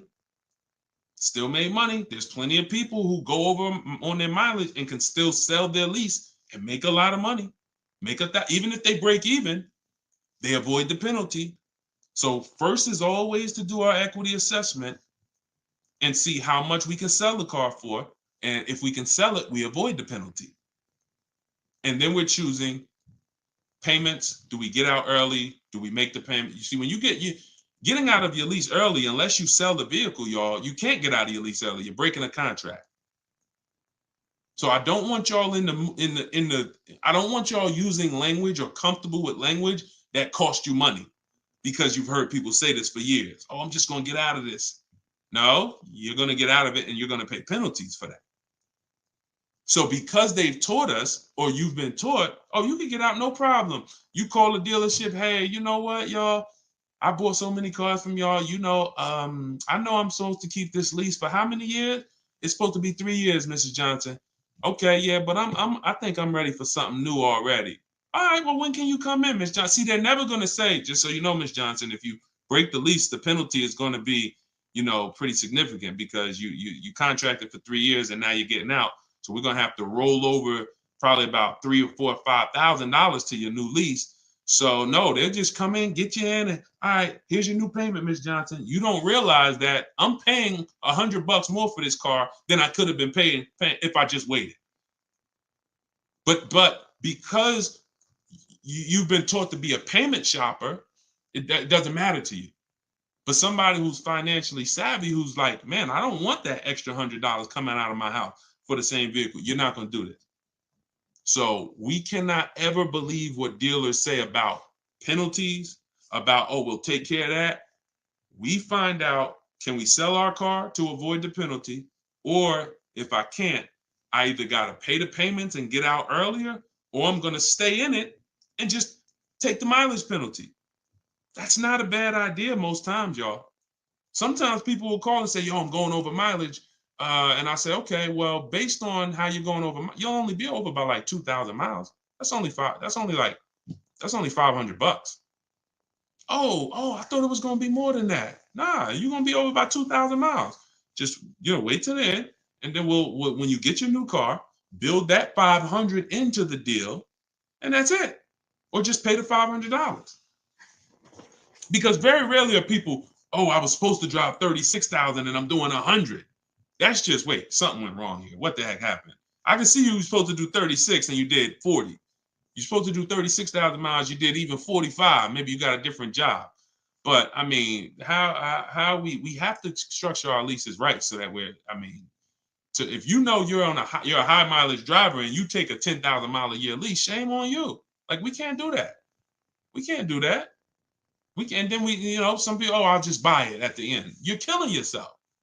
You're killing yourself. The residual value, you're going to put a ridiculous amount of money on those, or a ridiculous amount of mileage on that car, and you're going to buy it in 3 years with 90,000 miles on it for the same buyout price that was estimated from your 10,000 mile a year lease. They estimated this buyout price is for a person who brings the car back with 30,000 miles on it. Here's the price. And then you bring it back with 90 and you pay the same price. Oh, I'm just going to buy it because I went over on the miles. No, killing yourself. You're realizing the loss. So again, this is why we want to be in your life. This is why I'm doing my best to be in your life so that you can avoid these things. Anybody who really wants to have somebody, like we're set up. We've been doing this for 3 years as far as a company, providing education. So, I mean, whether it's hundreds, thousands, dozens, we're set up to make sure that everybody who wants to protect themselves and get the best deals are able to do it. Paula, got my book. Phenomenal. Use it. Everybody that got the book, thank you. I appreciate you, brother. Thank you so much, Lord. I appreciate you. We're going to be doing these lives regularly. I think, this is the best format. I like to come and interact and really answer questions and really show y'all, why I want you to start treating cars, buying cars and leasing cars, getting cars like buying small houses. Most people treat getting cars like going to Walmart and getting a TV, big screen. You come back home and you're like, man, it's like you get an itch, but you get an itch for a $30,000 decision or a $10,000 decision. When you start planning out your car purchases the way I'm going to show you, and you go in with a system and a strategy, the way that's taught in my book is 7 steps. First step is deciding whether you lease or buy. 7th step is delivery. So by the time you get to step 7 in my book, by the time you get to step 7 of what I teach, you should be picking up your car or it should be being delivered to you. So it's not about learning and reading and then, okay, Deshone, I just read everything. I just learned everything. I just watched all the videos. Now I'm ready to go get my car. No, we're going to you learn by doing. And if I teach you a different way to shop, different things to do, by the time you get your car, you're going to be like, oh, I didn't need Deshone to tell me what to do step 1 through 7. I just needed him to tell me this is step 1, do that.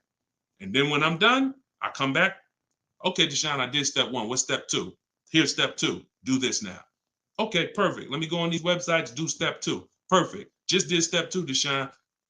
Perfect. Here's step 3. Do this. And we found that has been able to guarantee success for so many people. And that's how they're able to get the same deals that I get. Like this is this lady right here, this young lady, like Taupe.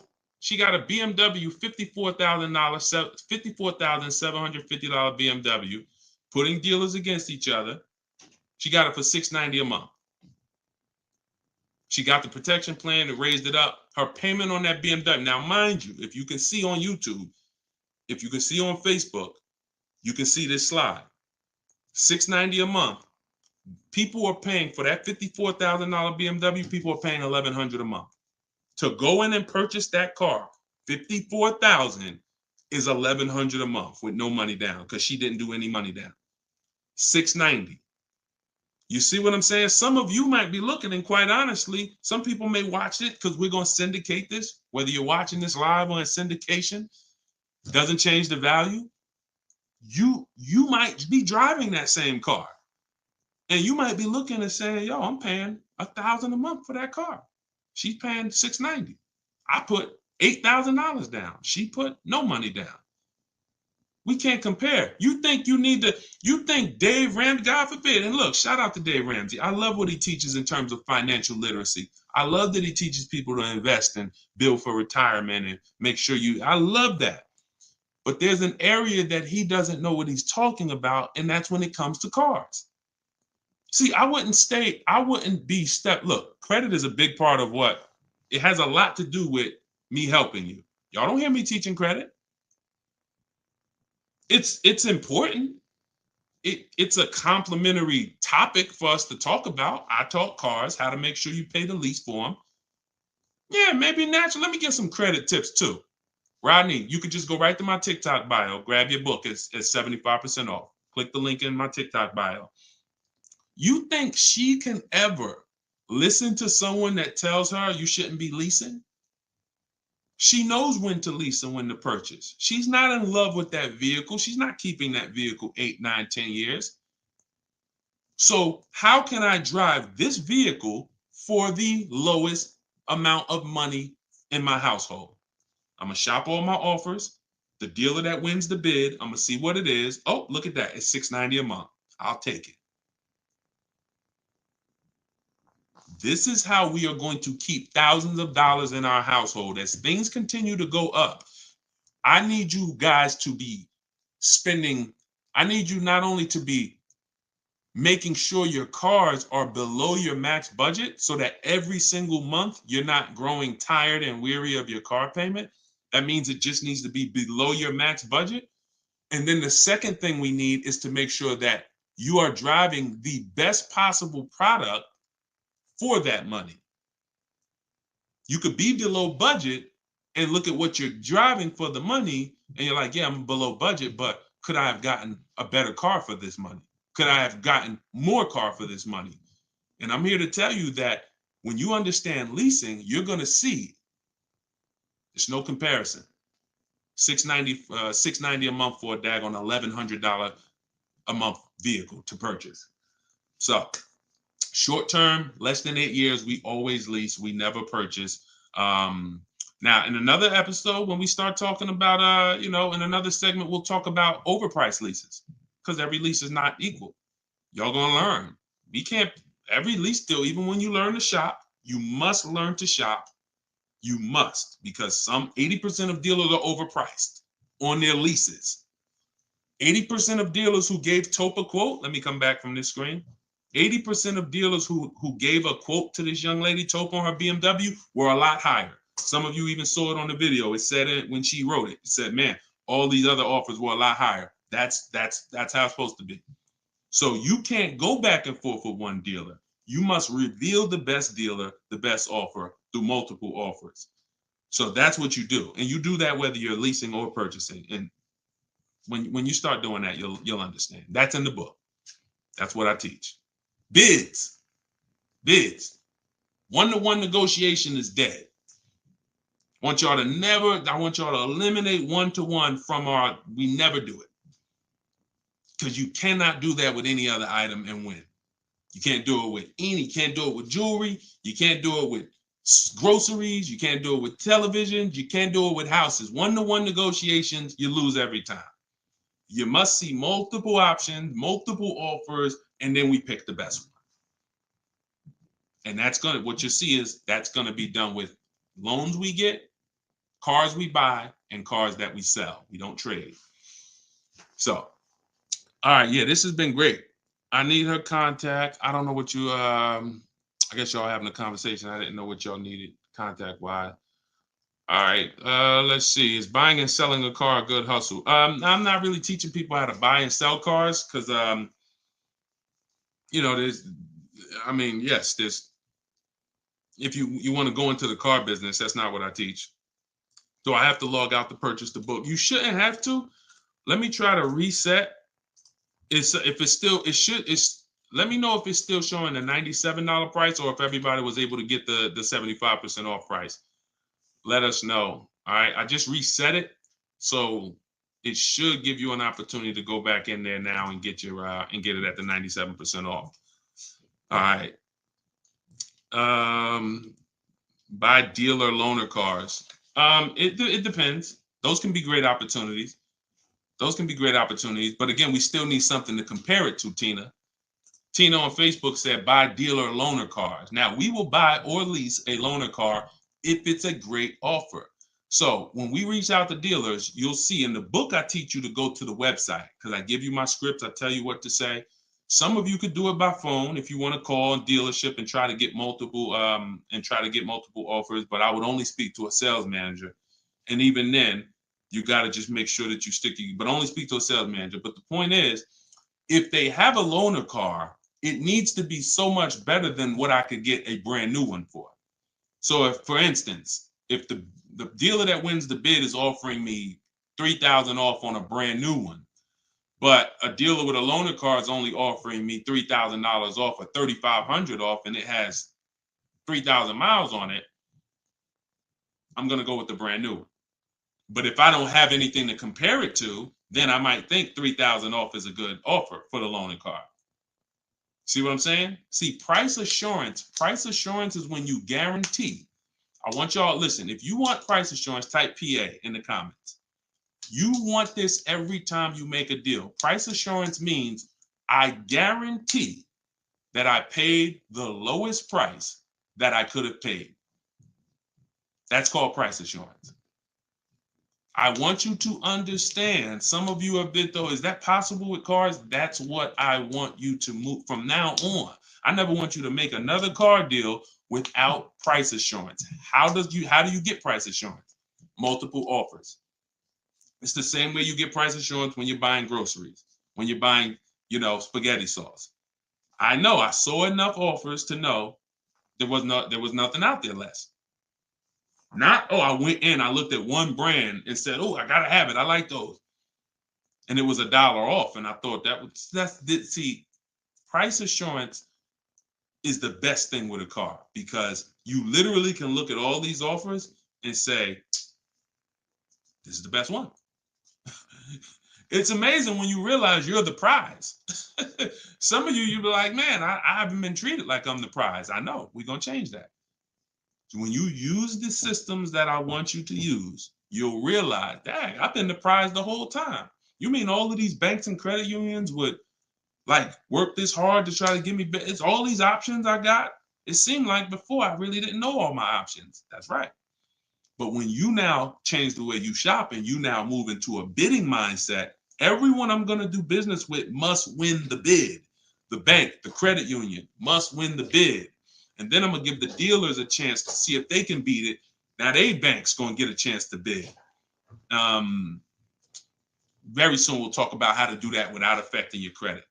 I want to show y'all this bank bidding war process. We have a specific way we shop for loans, credit unions, banks. We let dealers access our credit, and the way it shows as one inquiry when it comes to affecting our score. You must learn that, because when you see how much money is in the loans, you're gonna be mad. You're gonna be like, dang, I never shopped around the way I should have for my loan. I never shopped around. That's fine. No, there was no one to tell you. Now there is someone to tell you that if you have a $30,000 loan and the interest rate is 5.9, if you could have got 4.9, that'd have saved you $1,000. You get what I'm saying?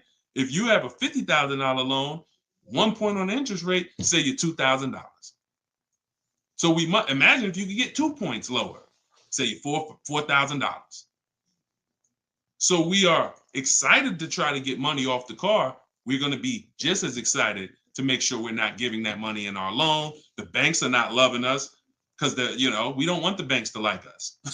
We want the banks to say, man, we barely making any money on this loan, but we'll take it.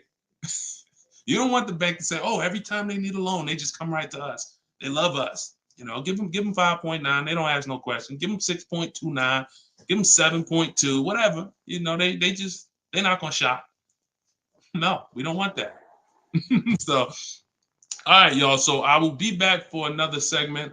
These are the things we're gonna continue to do. We'll be live on all 4 platforms. We look to partner with more platforms in the future. So if there's a platform that y'all think we should be on streaming, let us know. Right now, we are, Facebook, Instagram, TikTok, and YouTube. So it's been great. We had probably, consistently 400 or 500 people on here. And so if you want to get your book at 75% off, as long as the timer hasn't come down, you should click the TikTok bio. Name of the book is Car Shopping for People That Hate Car Shopping. If you Google it, you'll see it's already rated 4.94 on Goodreads. We have 31 reviews. So we're on our way to being a 5-star bestseller. And it's really the people using it. So I want you all to use it. Get it for 75% off. Normal price is $97. Download it immediately. Start to use it. If you're on YouTube or Facebook, you can scan the QR code and get your copy, or go to Deshone's book. Yes, Mandy. Facebook is the same handle, Deshone the Auto Advisor, on every channel, whether it's YouTube, Facebook, Instagram. It's always Deshone the Auto Advisor. So we'll be back to answer more questions. We'll be talking more about leasing, but we'll be talking more about deal structure, shopping, how to check and make sure cars are reliable. There's a lot of cars going out here with bad reliability ratings, bad longevity ratings. So they are not the cars that we need to be buying for keepers. We got things we got to look out for, y'all. Like, this is the tip of the iceberg. We're buying a car to keep. You know how many people have bought a car, it wasn't quality, we didn't check longevity. I thought I was going to keep it 8 years, 10 years, but car started giving me issues, transmission issues at 80,000 miles. I didn't know that. We got to make sure we're checking these things. We got to make sure we look into every, so we'll break this down step by step. I'll be going over my system, my 7-step system, and just going deep with pieces of it and answering you guys' questions. Borrow against your money in the bank. Yeah, that's fine. Whatever gets you the biggest net return, Tina. She said, I don't get loans. Borrow against your money in the bank. As long as, just whatever gets you the best net return. I'm just here to tell you that interest isn't the only loss on money. Opportunity cost is a loss when it comes to financial. If you were taking a class on finance, opportunity cost is real. If I could have put my money in something and made 10% on it, but my money was in a car and I didn't have that money, and that money is losing me 10% in the car. So let's just say I put the 20 grand in the car, and then every year that 20 grand is worth 2,000 less, then I'm losing. It's a negative 10% return every year on that 20 grand. When I could have had that 20 grand somewhere getting me 10%, use the bank's money at 4%, and now I'm still at a net positive when it comes to, am I richer at the end of the year? Am I richer at the end of the month? So I just say that to say we've been taught when it comes to finance, we just talk interest. Oh, I don't want to pay interest. I don't want to pay interest.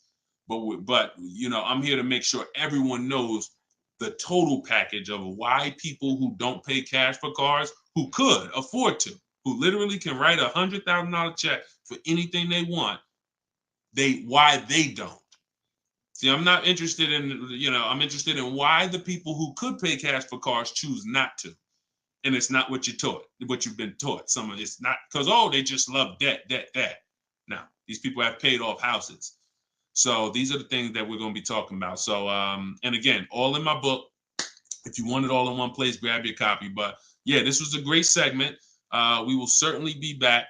Always a pleasure.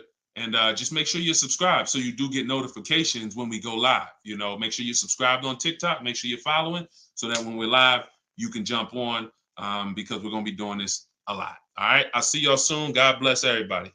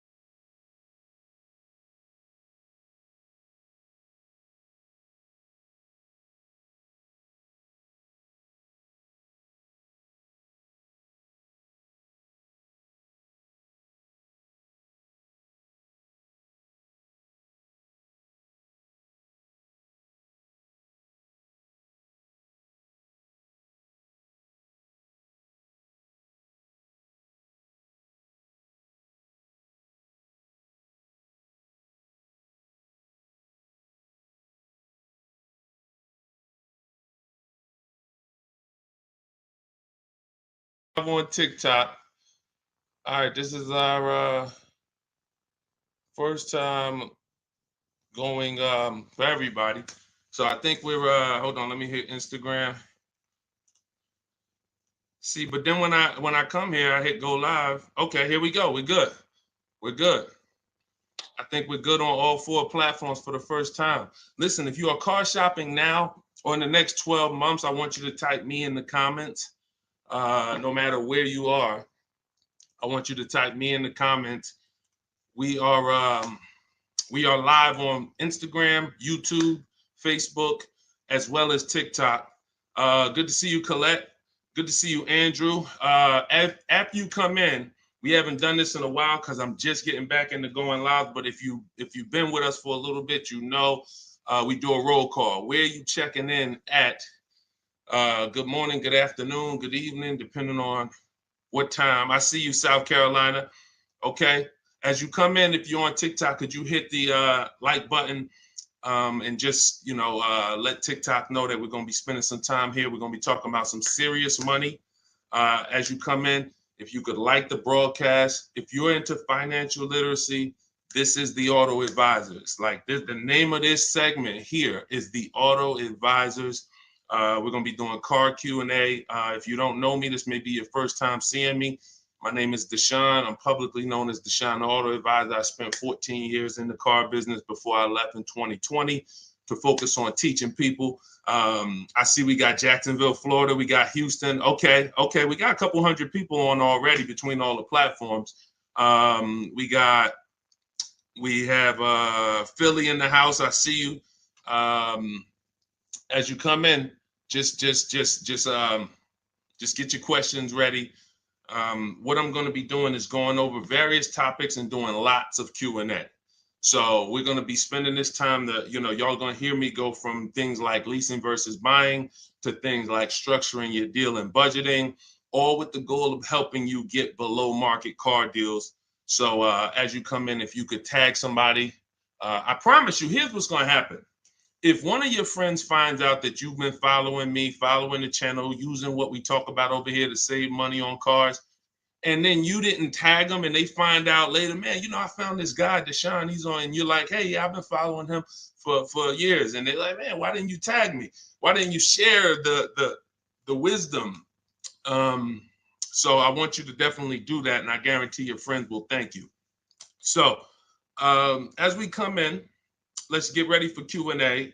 I just want to make sure I did all the housekeeping. My new digital book, Car Shopping for People That Hate Car Shopping, is on sale right now. It's 75% off for our launch, so it will be 75% off the whole time that we're on. If you're seeing this video, you can go to deshonsbook.com, get your copy for 75% off. It's a digital book, and it's digital for a reason, y'all. It must be. I got links in there. I got links to scripts that you're going to be using. I don't want you guys having unpredictable car buying experiences. I want to see you having very predictable, controlled experiences. And in order for you to do that, you have to know what to say. And so I'm going to be talking about all of that. We'll be talking about all of this while we're on. So let's get to the Q&A. I just want to make sure you know, if you're on TikTok, you could go to my TikTok bio, get your copy. It's on sale for a couple minutes for 75% off. And then if you're on Instagram, you could go to my bio. If you're watching online, you can go to Deshone's book, or you can scan the QR code. All right, so let's get into it. Let me just make sure I can see the comments on Instagram. Let's see if I go live here. And okay. Can you talk about, this is Kira from TikTok. She said, can you talk about turning in a lease vehicle to another dealership to lease their vehicle? Very good question. We don't want to turn in lease vehicles without making sure we can't make any money on them.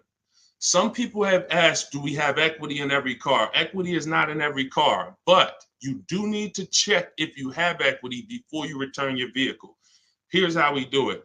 We're going to call our bank. We're going to get our payoff. We need to get our payoff. You don't want the residual value, because the residual value doesn't include any payment you have, anything. You need the payoff. And what that's going to do is tell you the price that you could buy the car for. Now there's a customer payoff. Can we light up the likes on TikTok, please, so we could get some attention and let people know we setting people free financially. If you on YouTube, if you on Facebook, if you could like the broadcast and tag somebody, I promise they'll thank you. So the first thing we're doing, y'all, we're never returning our leases. We are never returning our leases without doing an equity assessment. We got to check to see if we have any equity in our vehicle. We get our payoff. And then we're going to get at least 5 cash offers. At least 5 cash offers. What does that look like? That means you're getting offers from Vroom's out of business. Driveway, you're getting offers from, and I'm gonna tell you, when you do this, if you are selling a lease, you must put no when it asks, is the vehicle a lease? You must put no. And I'm gonna tell you why. The way these companies are set up, they're set up to buy vehicles. But in 2022, 2021, when they saw us making all this money selling our leases, a lot of the auto companies got the banks implemented what's known as a third-party restriction, which doesn't limit if you can sell your vehicle. It doesn't. It limits who you can sell it to. So we got to ask our banks, do I have a third-party restriction? And the way these buyers' websites are set up, the ones I just named, the Driveways, the AutoNations, the Kelly's Blue Book Instant Cash Offers, these are people who literally inspect your car, give you a check the same day, CarMax, Carvana, and we must get offers from all of them. See, we don't realize, as y'all learn more about saving thousands effortlessly and easily, you're going to learn it comes through bids. It comes through bids. It doesn't come through giving one person an opportunity to buy your vehicle. We must get bids. When we let the market bid on our vehicles, we're going to win every single time. We're never going to worry about if we overspent. We're never going to worry. This is all in the book. So everything I'm teaching y'all on this live and in my free vid, it's all in my book, step by step, 75% off, get yours. But you have to know exactly what the market will pay for our vehicle. We must know that, and that's very easy to do. Going to these websites, getting these offers. Their offers are really good. They put their best foot forward. Sometimes the dealerships, which are Kelly's Blue Book, Instant Cash Offer, AutoNation, they might try to, what they're trying to do is put a number online and see if they can stand by it. So we got to make sure we're very accurate when we tell people how much, what the condition is of our vehicle. But then we're getting offers. So if you get those offers, y'all, and you see that those offers are $1,000, $2,000, $3,000 more than your payoff, then that means you have equity. If it's $4,000 or $5,000, that means you have equity. And here's what you got to know. The customer payoff for our leases, when we're done, we're still talking about answering this young lady's question about what the lease in process is. She asks, should we return a lease and lease another vehicle from the same dealer or a different dealer? What I'm trying to tell y'all and get across to y'all is all of our transactions from now on, who we sell our car to, that's going to be different than who we buy our car from. See, y'all know that the car business has programmed us to give the dealership 3 transactions. We're going to buy a car from them. A lot of times we're going to trade our cars in, and then we're going to get our financing from them.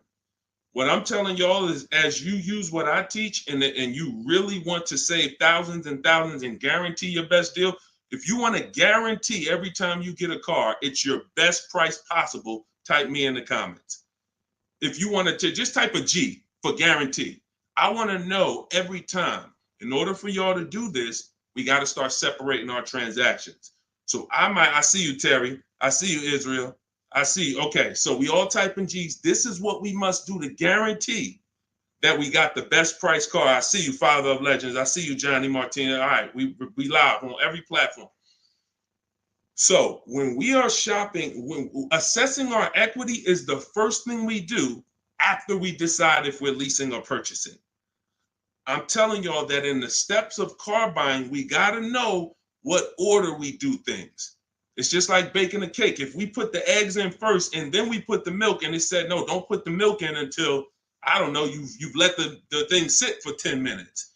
You just put the milk in, it's not going to be right? So order is important.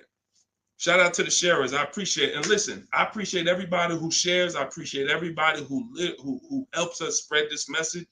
And in time, we're going to do something great for the sharers, because we can't do this without y'all telling people about it. So this is the equity assessment. We don't worry about what car we're going to buy yet. We don't worry about who we're going to get our loan from yet. Here's why. Until we know what our equity position is, we don't know what we're doing. Example, if you run your equity, you find out you got $3,000. Well, that money is as good as cash in your pocket, or you can put it into your next transaction, or you can put half in your pocket, half into the next transaction. Y'all see why knowing your equity position is super important?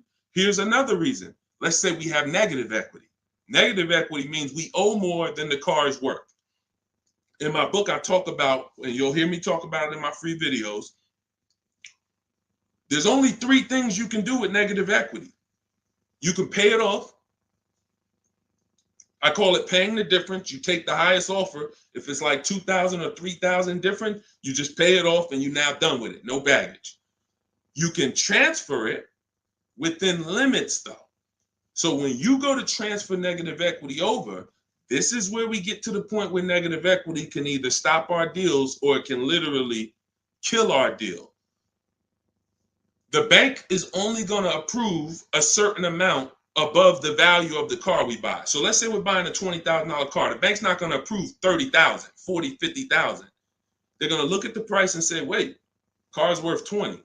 We might lend 26, depending on the customer's credit, but we're not lending 30. We're not lending 35 on a $20,000 car, which means if you have 8 grand, 10 grand of negative equity, you can't transfer all of that over because you're going above the loan to value ratios. This is why negative equity, knowing the cause, is important. And there's 2 causes. You don't understand leasing and you're switching cars with loans on them. If there's an emergency, we understand that. I see y'all. Shout it out. We live. Literally, I see between all the platforms, we got about 400 or 500 people on here right now. So shout it out. Can we get the TikTok likes up? Can y'all keep tapping the screen on TikTok? Let's make some noise over on TikTok. But we're doing great. So this is why we can't move on. But I'm telling y'all, 99 times out of 100, I've been in the car business since 2006. I left in 2020. I left in 2020 and it hasn't changed. The cause of negative equity, 99 times out of 100, is you don't understand leasing. You buy cars, you're not keeping them long enough to pay them off and win with the depreciation. It's not just paying off the car. Some people say, oh, Deshone, I pay off my cars in 2-3 years. But your car's depreciated value is what you need to try to avoid. You need to try to avoid taking depreciation hits. And what y'all going to learn more from me is the 8-year rule. I've already done the math. I'm going to show it to you in time, if you just stick with us. But if you believe me right from the start, you're going to win. If you're not keeping cars 8 years, you're losing thousands of dollars not leasing cars. Does not matter how much you drive. Does not matter. Here's why. Listen.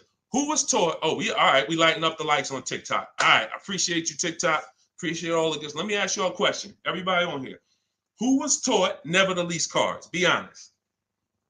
I want you to type never in the comments. If you were taught never lease cars, if you've heard that from someone, I want you to type that in the comments. Here's why this is so important. This is all in my book. My book is called Car Shopping for People That Hate Car Shopping. It's a digital book. And for the grand opening, it's not a store. For the launch of the book, the official launch, we're doing 75% off for everybody. So you could go to my TikTok bio, you could go to my Instagram bio, you could go to deshonsbook.com, or you can scan the QR code and you can get your book for 75% off for a couple minutes. So we have a lot of people who were taught never lease a car. Never lease a car. Let me tell y'all how much. I'm going to give you a little sense on how much that's cost you. And then, we'll go deeper. Everybody, let's say you're a person who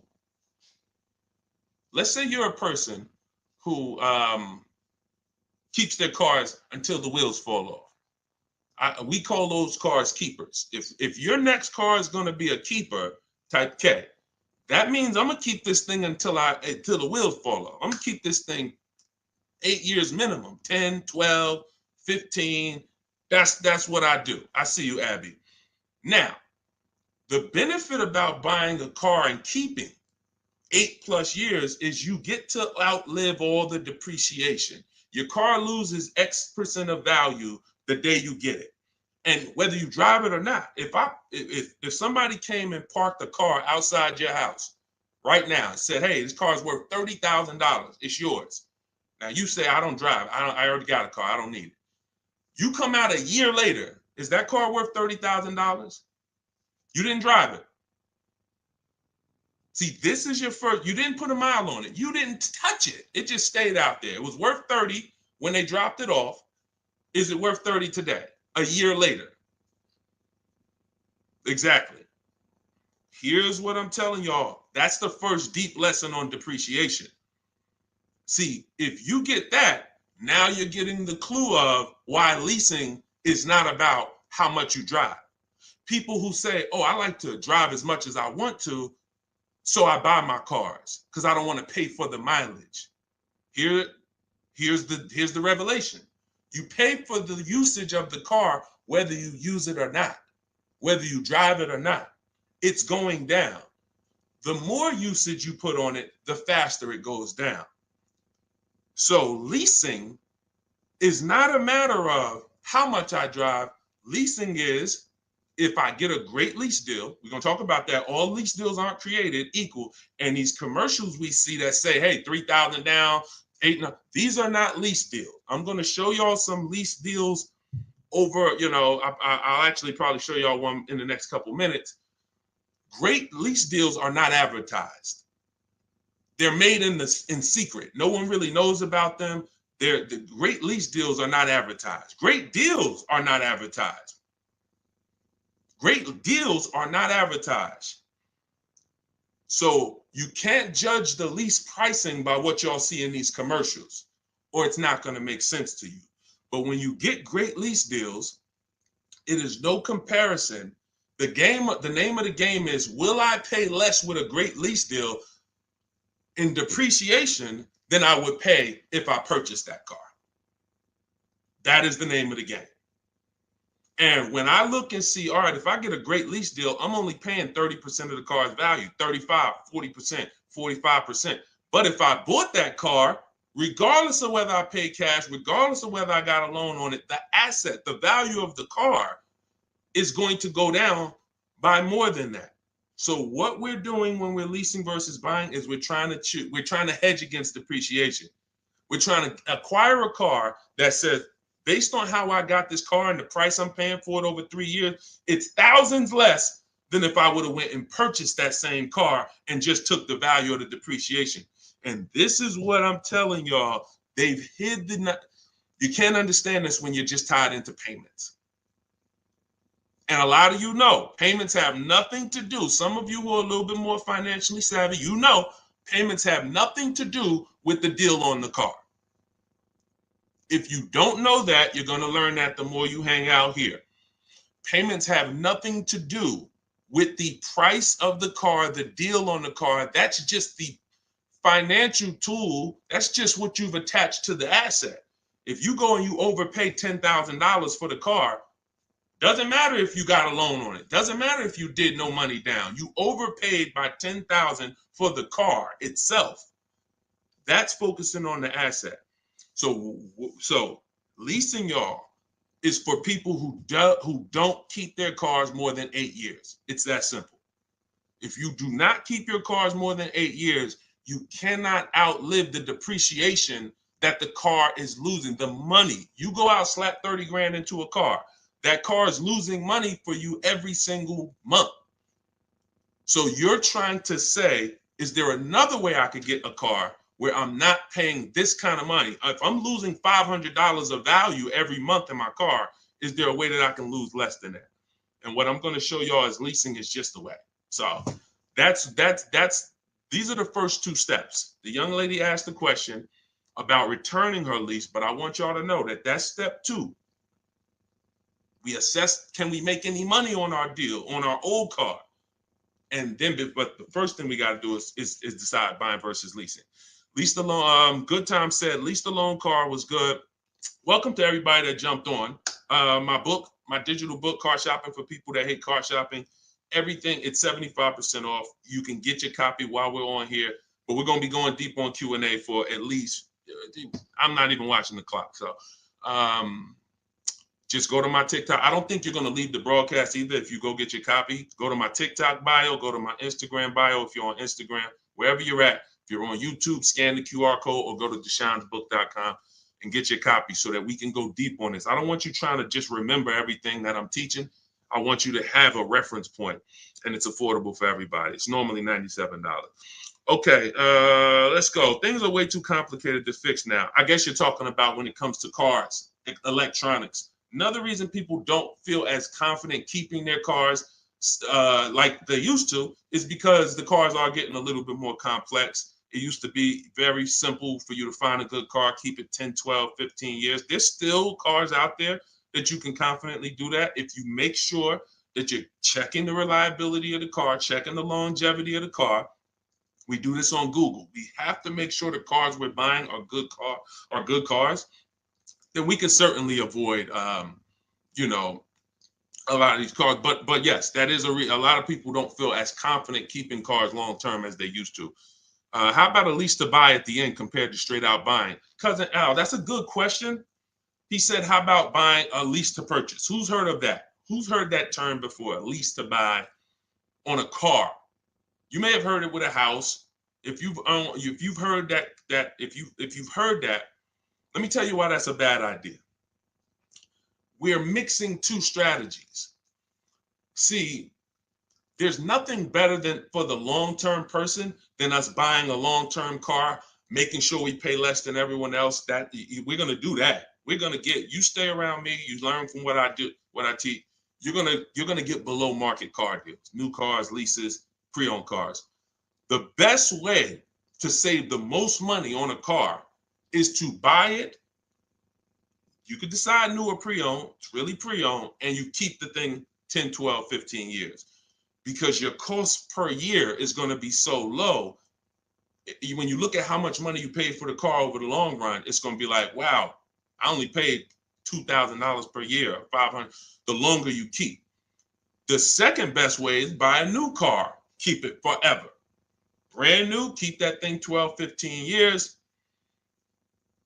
But most people are not doing that. And if you're not going to do that, that doesn't mean you can't switch up. But if you say, Deshone, for my next car, can we keep sending the TikTok likes up?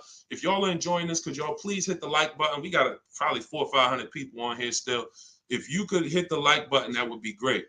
And I see all the gifts. Thank you. Everybody who's sending roses on TikTok, gifts and all of that, stars. Thank y'all very much.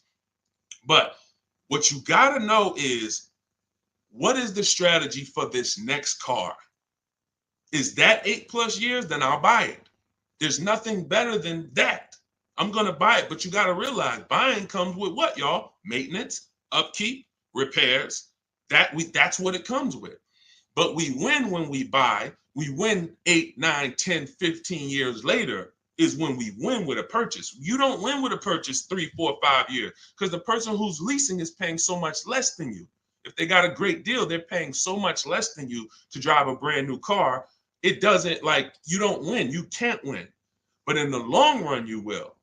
So you got to ask yourself, this next car, is it 8+ years or is it less than 8 years? And if it's less than 8 years, then I got to go to my lease strategy. And that could be for my, you know how many people out here, y'all, they're like, oh man, I buy my cars, I keep it till the wheels fall off. I'm not leasing. Yeah, but what about your spouse? What about your children? That car you buying for your 22-year-old college student, are you think they're keeping that car for 8 years like you are? No, probably not. Then you should be thinking about, you shouldn't even be thinking about, you should be going to the lease play for them. You know how many people have put their kids in a $21,000 car paying $500 a month, $20,000 Toyota Corolla, paying $500 a month because they wanted to buy them their first car, and they go get them a $20,000 Corolla that they could be leasing for $300 a month. And then that kid wakes up in 3 years and they're like, man, I'm paying $450 a month for a Corolla. I don't really like the car. Plus it's kind of expensive. This is what happens. I've seen it millions of times. Some of you may have experienced this. Your first car might have been like that. Maybe your parents went and got you your first car and purchased it. But I'm telling you that if they understood leasing, they could, especially if you were going to pay the bill, they would understand. we're not keeping this car long enough. We should be leasing it. And so I'm going to keep hammering now. I'm never going to stop hammering because we got years and years of bad information that we got to unravel. People who've been doing damage, y'all. Big audiences, big platforms, just telling people, oh, leasing is the most expensive way to own a car. Guarantee you, if I had 10 minutes on them with a live and I bet them $100,000, are you willing to bet 100? Just let me just ask you. You sound very confident when you're talking to the public. They don't realize how much money they're costing you. So my question would be, if I can show you that advice you're giving them is completely wrong financially, will you pay me $100,000? Will you take the bet? Because if you're willing to say that, stand on it.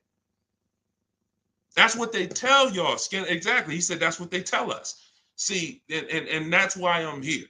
That's why it's very important what we do. That's why it's important when you share, when you tell somebody about these broadcasts, when you tell somebody, watch what they're doing over there at the like we're coming in to unravel years of bad advice. And a big part of that is leasing. Not the only part, but a big part of that is leasing. But you cannot all lease deals aren't created equal, y'all. Lease deals are when we shop for lease deals, you must get bids. And I'm telling y'all, you must get bids for everything. We'll talk more about that as we continue to go on. All right, let's get to some more questions. Why are taxes added to a buyout when they're already included in the paid? Somebody said, Christina on TikTok said, why is taxes added to the lease buyout price when it's already included in the monthly payment? Well, it's only included in the payment for the portion of the car you're leasing.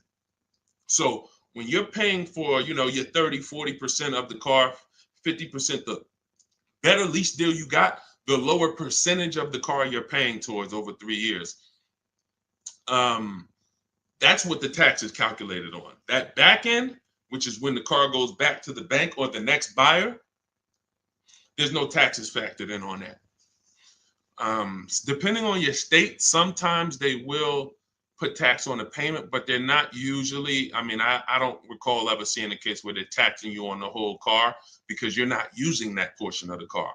That's why when you lease, when you look on your credit report, you'll see the only part you're responsible for is the part that you're using. So even though the car might be 40 grand, it might say balance owed 18 because you're only responsible for that 14. You're not responsible for the back end. All right, we lighten up the likes on TikTok. Appreciate y'all. I see you, Lisa Vasquez. Welcome. Kat, I see you. All right, let's go. Let's continue to rotate questions. What happens to my down payment on the lease? See, a lot of people asking about leasing. This is good. This just goes to tell you something. A lot more y'all gonna lease when you understand it. In fact, when you understand it, your next car will be a lease. Quite honestly, unless you can guarantee me, Deshone, I'm keeping it 8 years. If you say, Deshone, I'm keeping this thing 8 years, you go ahead and buy it. Don't think about leasing. Go ahead and buy it. But if you cannot confidently say I'm keeping this car at least 8 years, and you're gonna learn, I'm gonna do a upcoming show where I show y'all my screen. So if you're on TikTok, make sure you're on YouTube or make sure you're on Facebook. If you're on Instagram, because y'all are not going to be able to see my computer screen when I actually go deep and show everybody, my screen and we compare. I'm going to show you all the numbers because I'm not going to sit here and I don't want y'all thinking this is my opinion. This is by the numbers.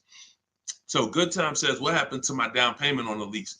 So you should only do a down payment on the lease after you've already verified you got a great deal. Pay attention. This is very important. Once you down payments, y'all, never come into play until we verify we got a great deal. This is all in my book, Car Shopping for People That Hate Car Shopping, my digital book.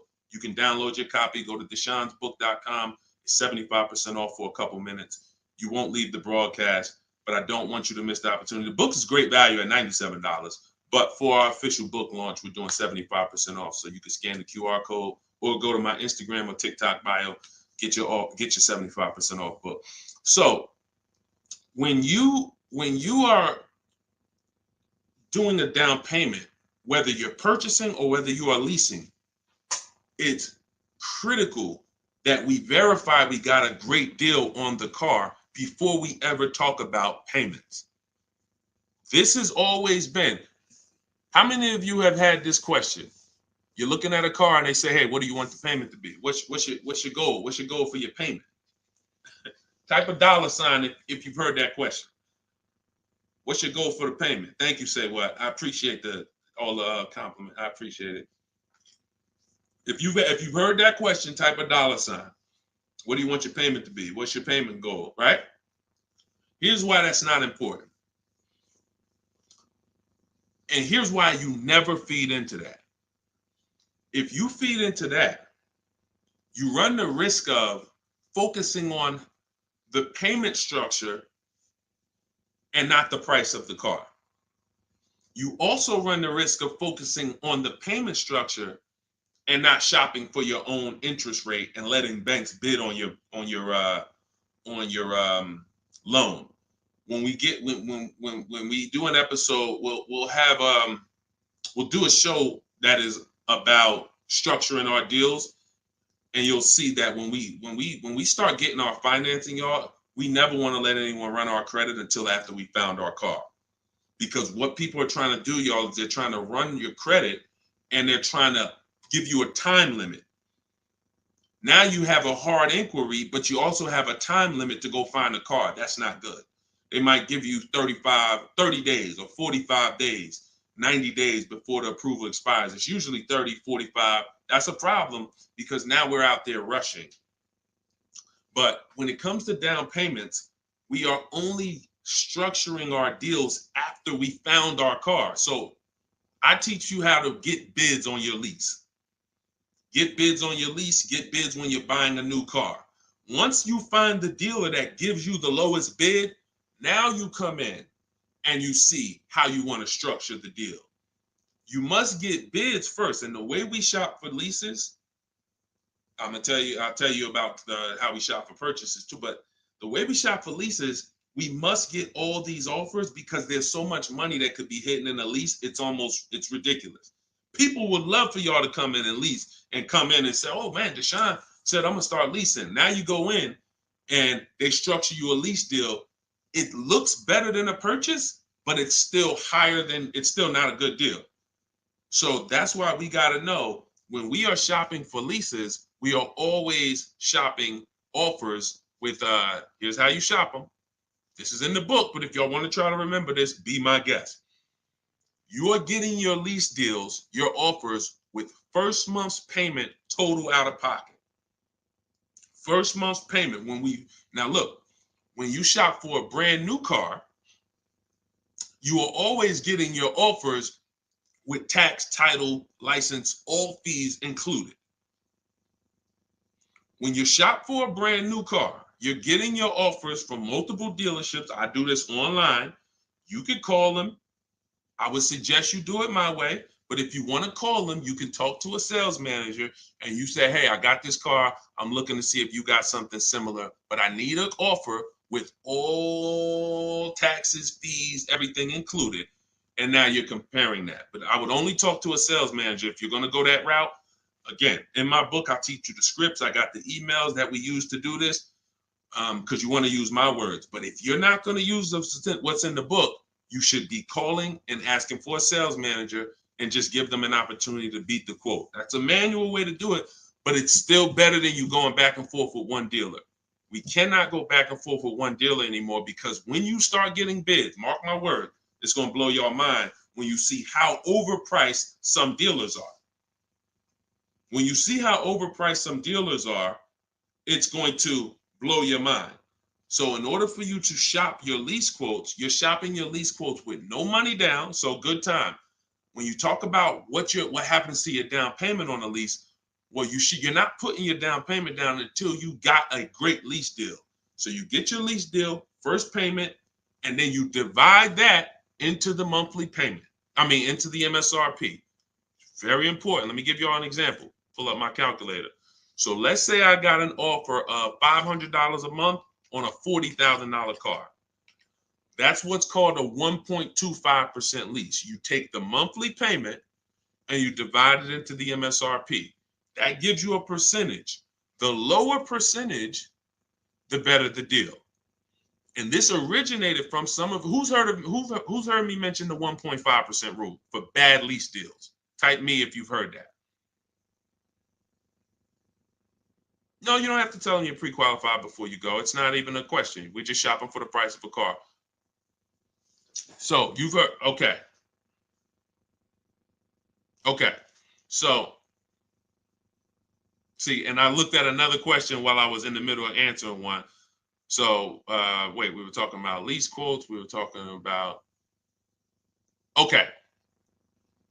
Okay, that's right. The 1.5% rule. So when y'all hear me mention the 1.5% rule, I'm telling y'all, again, it goes back to the fact the lease, the name of the game with a lease is how much can I pay for a car over 3 years that I'm giving back? The lower, the better. So since the beginning of time, people who got great lease deals knew about the 1% rule. The 1% rule said, if I buy a car, if my lease payment is 1% of the MSRP or below, it's a steal. So if I'm looking at a $40,000 car and my lease payment on it, 12,000 miles per year, is $400 a month, no money out.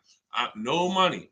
I know that y'all may have been taught, yo, you got to put money down when you lease. That is a lie. I'm going to be peeling back a lot of lies, a lot of misconceptions, a lot of bad belief systems that we've picked up, and we're going to tear those down. So money down with a lease is absolutely not a requirement. So when we're getting our lease deals, example, 2018, I leased a 2018 Jeep Grand Cherokee Laredo. It was $35,000. I gave them $330 a month, and I drove off. That was my payment. 39-month lease. We'll talk about in the future. We don't do 4-year leases. We'll talk about that in the future. But that's the 1% rule. 1%. Now look at that. Think about value, y'all. You drive off the lot in a brand new $35,000 car, and you're paying $330 a month. That's under 1%. So these are steals. I call these steals. You ever see a lease deal like that? It's not a deal. It's a steal. Now, in order to get that type of deal, you need a great lease program. So we can't. So it's not just like, oh, every car has a 1% deal. No, if they don't have a ton of rebates, if they don't have a good residual value, if they don't have a good rate, then it's not going to happen. But in the long run, we can't control that.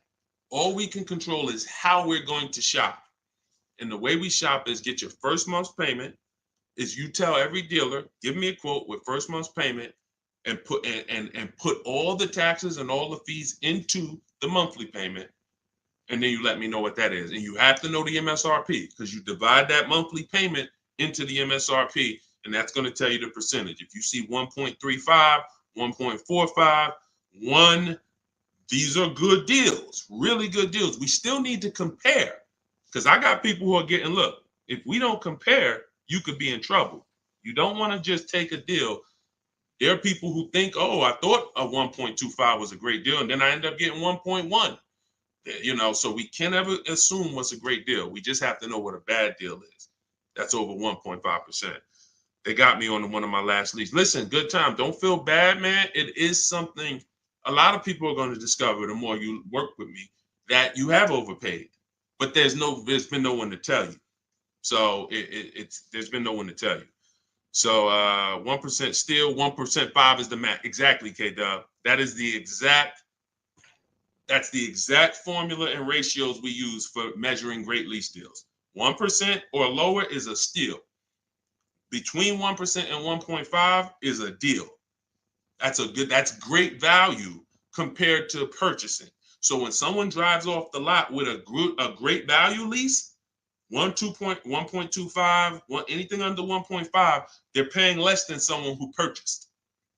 They're paying less than someone who purchased. Once you get above 1.5, you're now going close to spending the same amount as the person who bought the vehicle, which we don't want, which we can't do. We eliminate the benefits of leasing. And some lease programs y'all are going to see are bad. You shop multiple offers and the lease programs are bad. We can't get those leases. I will never co-sign, because leasing is a value play. I will never co-sign you getting a car because you like the car a lot and overpaying for a lease, because the lease program is bad. Sometimes, I want a Range Rover Velar. The lease program is bad. All right, well, I'm going to go get a Genesis GV870, And then, you know, maybe in 3 years, the Range Rover lease program will be good. But right now, I'm not going to do it because no one loves a car that they're leasing. You always just like it. If you're leasing, you're switching cars every 3 years. You don't love anything. When you love a car, you buy it, you keep the thing 10 years. That's love. But typically, a person who's not keeping their car long term, you get, you know, you 3 years, you're like, okay, I could get another car. 5 years, you know, people who buy cars to keep, they don't think like that. Like, they ain't even looking for a reason to get rid of it until, you know, transmission goes out. And then I always joke because as a keeper, what do you do when the transmission goes out? If anybody on here has bought their cars and kept them till the wheels fall off, when the transmission goes out, what do you do? What do you do? See, you're not a keeper. You're not buying a car to be a keeper. That transmission go out, you ready to get rid of it. You ready to get rid of it. Look, a lot of people are like, no, I go fix it. I go get another transmission. Exactly. All right. All right, let's keep the questions moving. Welcome to the people who just jumped on. Happy to have you. If you're enjoying the broadcast, could you please make sure you are subscribed to us on YouTube? That's where we're going to be able to share really when we get into, which is coming very soon, I'm going to be sharing visuals for y'all to see. Just sharing a variety of things, websites that we use, things you want to stay away from, website, like all in my book. But in time, you're going to want to see it on YouTube because you might not be able to see it on Instagram or TikTok. What's the MSRP equivalent for used cars? F Broncos asked. Here's what who's purchased a used car? Type a U. If you purchased a used car before, type a U. Type a U if you've purchased a used car before. Okay, I see Al Boogie, I see FL Bronco, I see Amore, I see Justine. Okay, every platform. Ebony Eyes. Okay, Larica. All right, I'm gonna give y'all the biggest. This is gonna be major, y'all. And you're gonna see like, wow, how the heck could we even know we're getting a good used car deal without knowing this? Tell y'all how important it is to have the original MSRP of the car you're purchasing. So I have a 2020 Infiniti QX 60 truck. I bought it a year ago. It was 3 years old. Now I saved 42% off the price when it was brand new. Here's why it's important. We don't know when we're shopping on these used car websites. I call them marketplaces. Y'all are going to see in my book, if you do get my book, or even in my videos, you'll hear me talk about the multiple marketplace strategy where we're on these used car marketplaces. We got to be on all of them. But here's what they try to sell you on, because it's based on who's paying them. They're trying to sell you on market value. The true way to buy a pre-owned car, after you check to make sure it's a good one, but I'm talking about how do we know we got a great price on it? We must know how much it was brand new. We must know how much the car was brand new. Give you an example. I was looking at this Infiniti truck. I had narrowed it down to my top 3 or 4. I think I narrowed it down to my top 4. Now they're all white. They all look similar. They're all in similar price points. How do we choose? This is where we usually are stuck. And this is where we usually make a bad decision. I'm going to tell you why. I get the MSRP of these cars. By the way, my special strategy for getting the MSRP, one of them is to go to the dealer's website. Most dealers have a contract with Carfax, and that car will be on their website. That's my first line of defense. Again, everything I'm talking about, y'all, I don't hold back. It's in my book, or it's going to be in my free videos. But some people want everything in one spot. One spot, step by step. That's what the book is. 75% off in my bios, or go to Deshone's book or scan the QR code. So I look and I pull the MSRP, the window sticker for all of these vehicles, and what do I see? The 4 vehicles, the original price of them, one is 46, one's 48, one's 52, one's 54.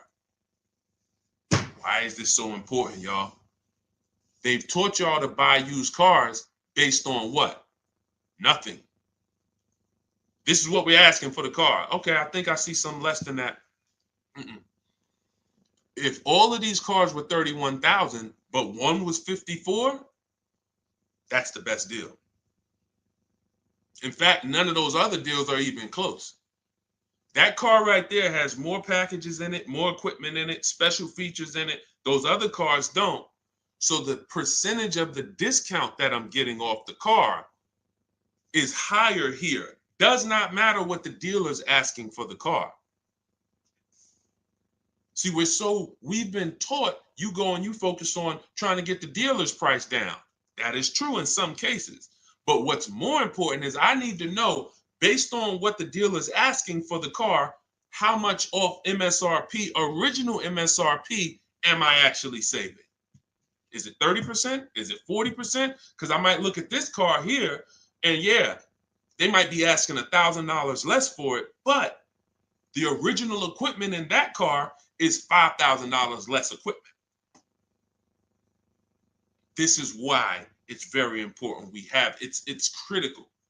I would not buy a used car, and I would never recommend you buy a used car without seeing the original MSRP, so you know, one, what's in the car, what features it has, but more importantly, I cannot determine who saved me the most money. I can't determine who gave me my best deal without knowing what the car was originally priced at from the day it came into the country. And y'all, unfortunately, and I hope it's nobody on here, but unfortunately, we probably do have it where during the pandemic, people were paying 90, 95, 100% of value for used cars. When I mean a Toyota Camry that brand new was 30, they were paying 29 for it, and it was 3 years old. See, I call this true value percentage, TVP. Y'all are going to hear this. We call this true value percentage. We can't look at a used car. See, once we see, wait a minute, based on the new price, the car when it was new, you charging me 95% of the car's value, and it's 3 years old. Once we start looking at true value percentage, car was brand new 30, you asking 25. Okay, you knocking this percentage off.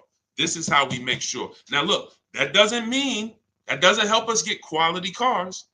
That doesn't help us stay within our budget. We'll talk about that in the next hour. Because what I'm going to be doing is I'll be doing these shows throughout the day in hour segments. So what you'll see is every time I come, we'll do if there's something that we want to tie up, we'll try to do it in both hours. Again, it's very tough to go over all things and then do Q&A and just get it done in a couple minutes. So some things may continue to the next hour, but once y'all get this, it doesn't change. So although, some of this might be brand new to you. I'm sure it is for a lot of you, having a system for how you shop, boundaries. But once you see how this thing works, it doesn't change. That's why I could write a book. That's why I have a library of videos that are step-by-step. The step-by-step version of my book is the Cars from Home video library, because I know we're so ahead. The car business is so old. I don't have to worry about this changing in the next year, 2 years. If anything, like Vroom went out of business, we adjust that. I might adjust that one section because Vroom's not in business anymore. But the way we teach you to purchase cars to guarantee you pay less than everyone else, to guarantee you save the most money on your loan, to guarantee you get the most money for your old cars, that's not going to change because we are just too far ahead of what the car business is doing. Welcome. Blessed said, I'm new here, been watching your shorts. Great job, homie. Good looking out. Appreciate you, man. Thank you so much. If you're not subscribed yet on YouTube, could you make sure you subscribe? Everybody who's on any other platform, if you could subscribe to us on YouTube, that's where we'll be, able to put a lot of our widescreen stuff so y'all can see. We're gonna teach, but what y'all gonna see, even in the book, it's not teaching and then you're trying to memorize it. It's just shop different, When you shop different, you'll see, oh, this is a better way to shop. And then you're going to learn by doing. It ain't learning by memorizing. Hey, thank you, Sonny. Said, just purchased my ebook. Thanks for sharing. My pleasure. Everybody could get it for 75% off in my TikTok bio or my Instagram bio, or you could go to deshonesbook.com or scan the QR code, no matter where you're at. Let's see. I'm new here, but hold on. I got that. Hold on. Let's go. I still can't see the questions on Instagram. For some reason, I can't see the questions on Instagram. We got to figure that out.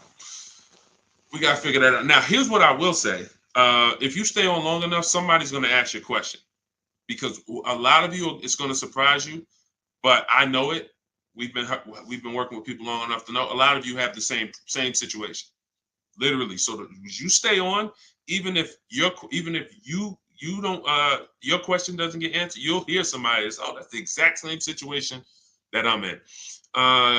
Josie said, I really need help. I'm interested in buying a 2001 H1 with 70,000 miles, 75,000.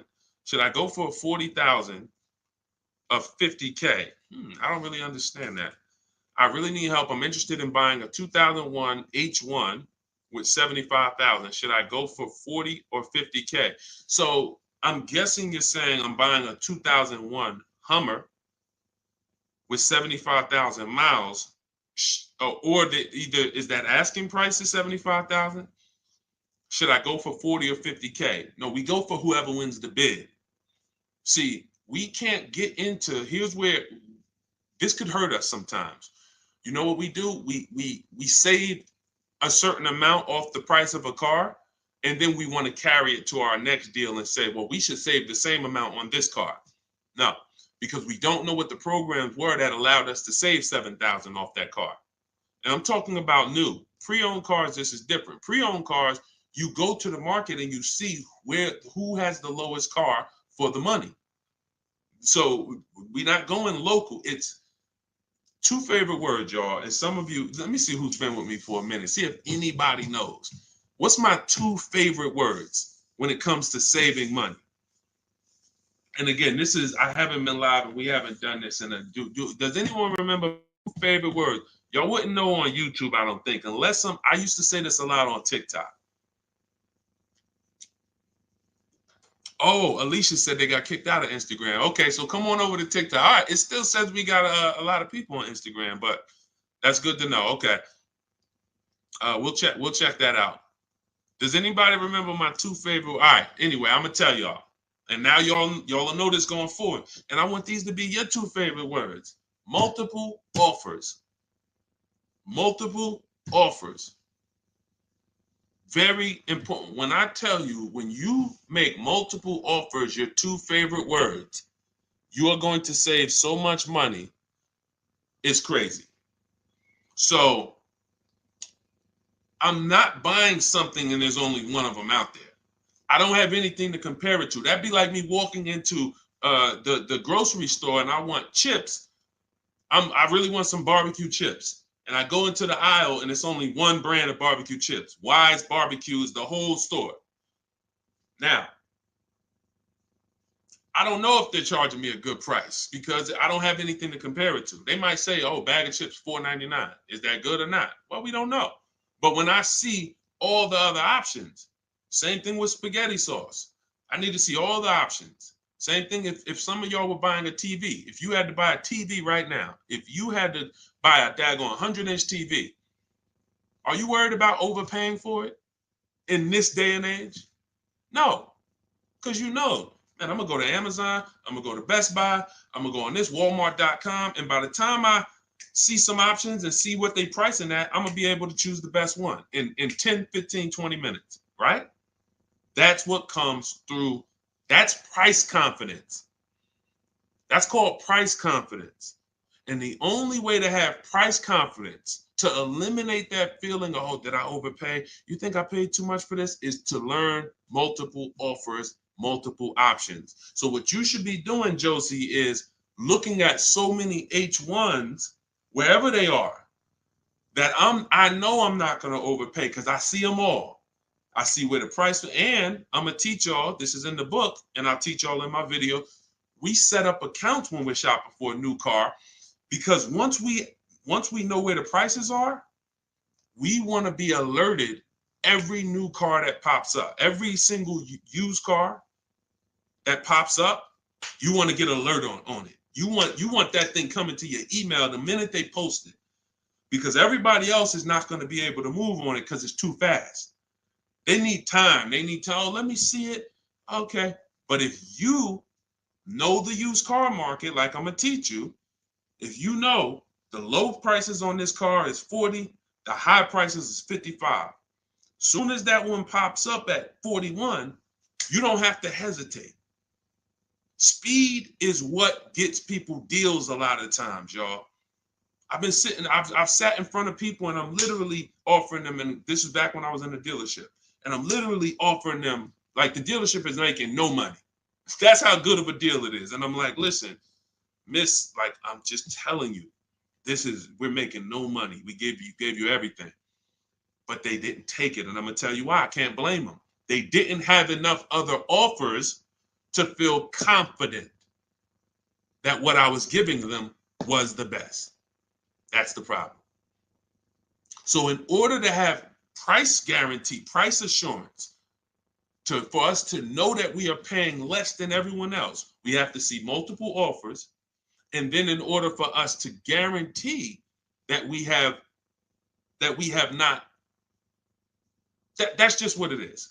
Price assurance comes through multiple offers. And then we have to get a quality vehicle. Okay. So all of this I will teach. It's hard to get, maybe like a lot coming at you at once. That's why I would love for you to get the book, Car Shopping for People That Hate Car Shopping, so you could dig into it, so you can see that everything that I teach is methodical. I don't want you trying to remember this. Get the book, take your 75% off for the launch of the book, and then dig in and you'll see, wow, he has this thing set up in systems so that I don't have to be trying to remember what to do. I don't want y'all trying to remember what to do when you're out here shopping for your car. I want you to have a roadmap, a blueprint, and that's what 7 Steps to Saving Time, Money, and Avoiding Dealerships is. Thank you, Curtis. Appreciate it. 10-4. Oh, 10-4. Thank you for the guidance. It's a rare vehicle. If it's a rare vehicle, that's fine, but you don't want to overpay for a rare vehicle. You need to see enough of them to know that you're not overpaying. You don't want to sit there. You know how many people got a rare house? Your value's down. You know, I got a rare house. So if the value is going to be down, think about it. If it's rare buying, then it's rare selling too, which means your market, when you go to sell it, if you go to sell it one day, it's not going to be huge. That's not a car you can sell in 24 hours unless you just want to blow it out price-wise. But in order for you to make sure you don't lose, you got to make sure you buy right. You can't overspend by 10, 15 grand. So just make sure any H1 in this country, you know the price of it. That's all. If I see one over, it could be all the way over on the other side of the country. If I see the price, then I know what the market is. It doesn't matter if it's over there. If they're asking 10 grand less and it's a good car, has great service records, has great title history, has great accident history, doesn't matter. That shows me that's the market price. All right. Thank you, Josie. I'm glad. Enjoy it. You're going to be able to get to any car you want. And you have so many strategies in there for later. If you're buying a used car now, it's in there. If you're going to be leasing, it's in there. If you're going to be buying, you're going to know, all right, man, I want to get a lease for my spouse. Or, hey, you know what? I'm going to get a lease for my kid. Or you just might buy everything. But sometimes you might want to buy brand new. Sometimes you want to buy pre-owned. It's all in there. Different strategies for how you get to below market deals on each one. Uncle John said, who currently has the best lease program? It's no way to tell. Unfortunately, there's no way to tell. You cannot shop. That's the bad part. That's why when we shop, y'all, it takes us about 45 minutes to an hour to find out where the market is on a car, what the best offer is. Once you get good, like I said, if you're doing it the slow way, you could call sales managers. You get one lease price, and then you call a sales manager and see if they can match it or beat it, or beat it rather. But if you want to do it the fast way, I go through the websites. I contact the dealers through the websites, tell them exactly what I want. We do this for 25 dealers. And then you use my scripts of telling them what you want by email, getting the quotes, and you'll know in a matter of an hour, hour and a half where those offers are. But there's no other way. Because again, great deals aren't advertised. They're not going to advertise great deals. They'll advertise lease offers where they make money. Hey, bring us 35 grand. Bring us 3,500 plus taxes and fees, and your payment's $479 a month. Yeah, but you're putting down $6,000 to get there, and then no, those are not good deals. You're paying too much for a car you're giving back. So yeah, and so we'll cycle through various topics. We spent a lot this hour talking about leases, talking about leasing versus purchasing, and hitting a couple things. But what y'all will see is we'll do themes kind of each hour. I'm gonna come back. I'm gonna come back for the next hour, and we'll probably still stay on it, but we'll be able to get through more questions, because as y'all can see, some of these questions require a little bit more deeper answer. Just as if you were purchasing a house. I know they've made it seem like, oh, well, let's just ask a simple question and then let's just, it should be a super simple answer. Not when we're purchasing houses, right? It's never simple when we're purchasing houses, when we're getting mortgages, when we're investing. Why would it be simple when we're buying $20,000 to $50,000 to $100,000 vehicles that depreciate, that lose us money whether we drive them or not? That's danger. You got a real lesson on the dangers of depreciation in this hour. Like, ridiculous. You drive a car, buy it, park it outside, come back in a year. Car's worth thousands less. You never drove it, never got behind the wheel one time. So when you have that type of product and you're coming into your household, it can drain you of money if you don't structure your deal in a way where you've minimized your losses. The name of the game is to minimize the amount you're losing on these cars. Cars are depreciating assets. You can't make money on them.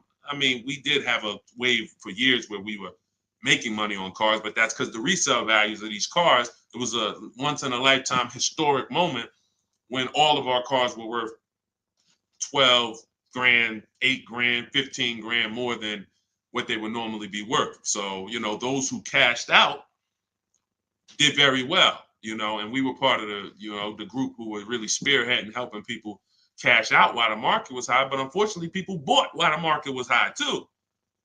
So this is we'll be talking more about these things every hour. So lease good for bad credit. Now what you're gonna have to do is set yourself up.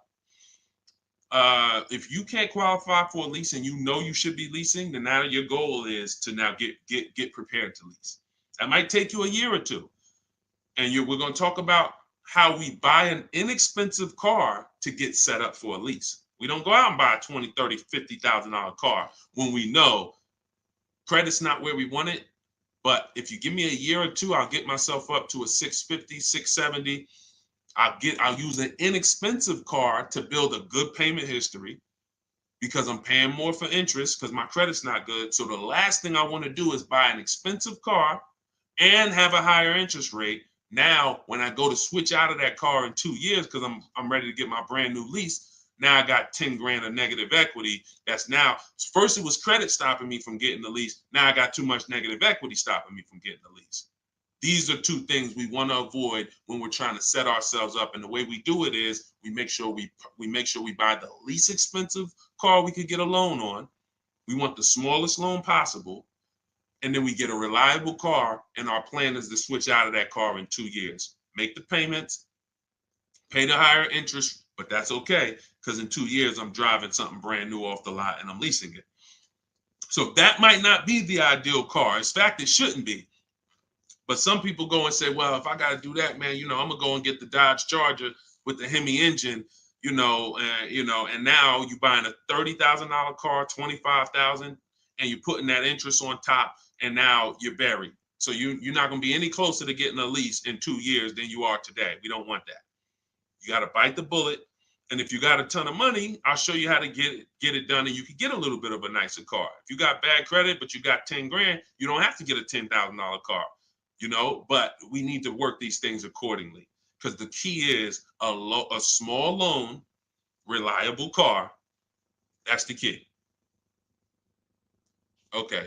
TikTok's telling me my live's going to end in 60 seconds. Okay, so we will be back.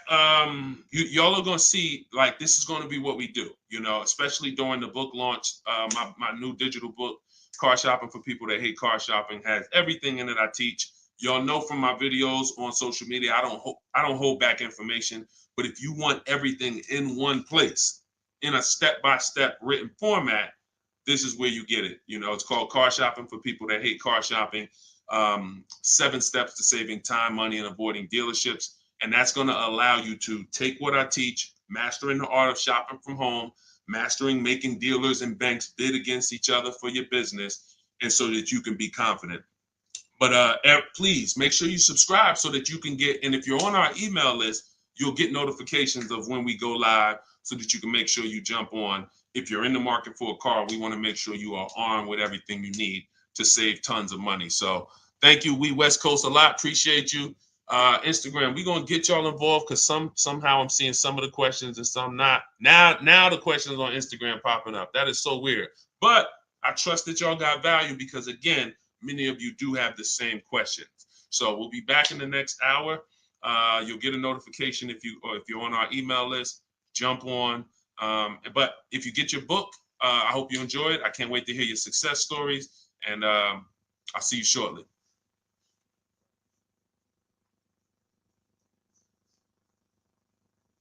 Oh, and if you need the book, it's in my TikTok bio. Some people are saying, where do I get the book?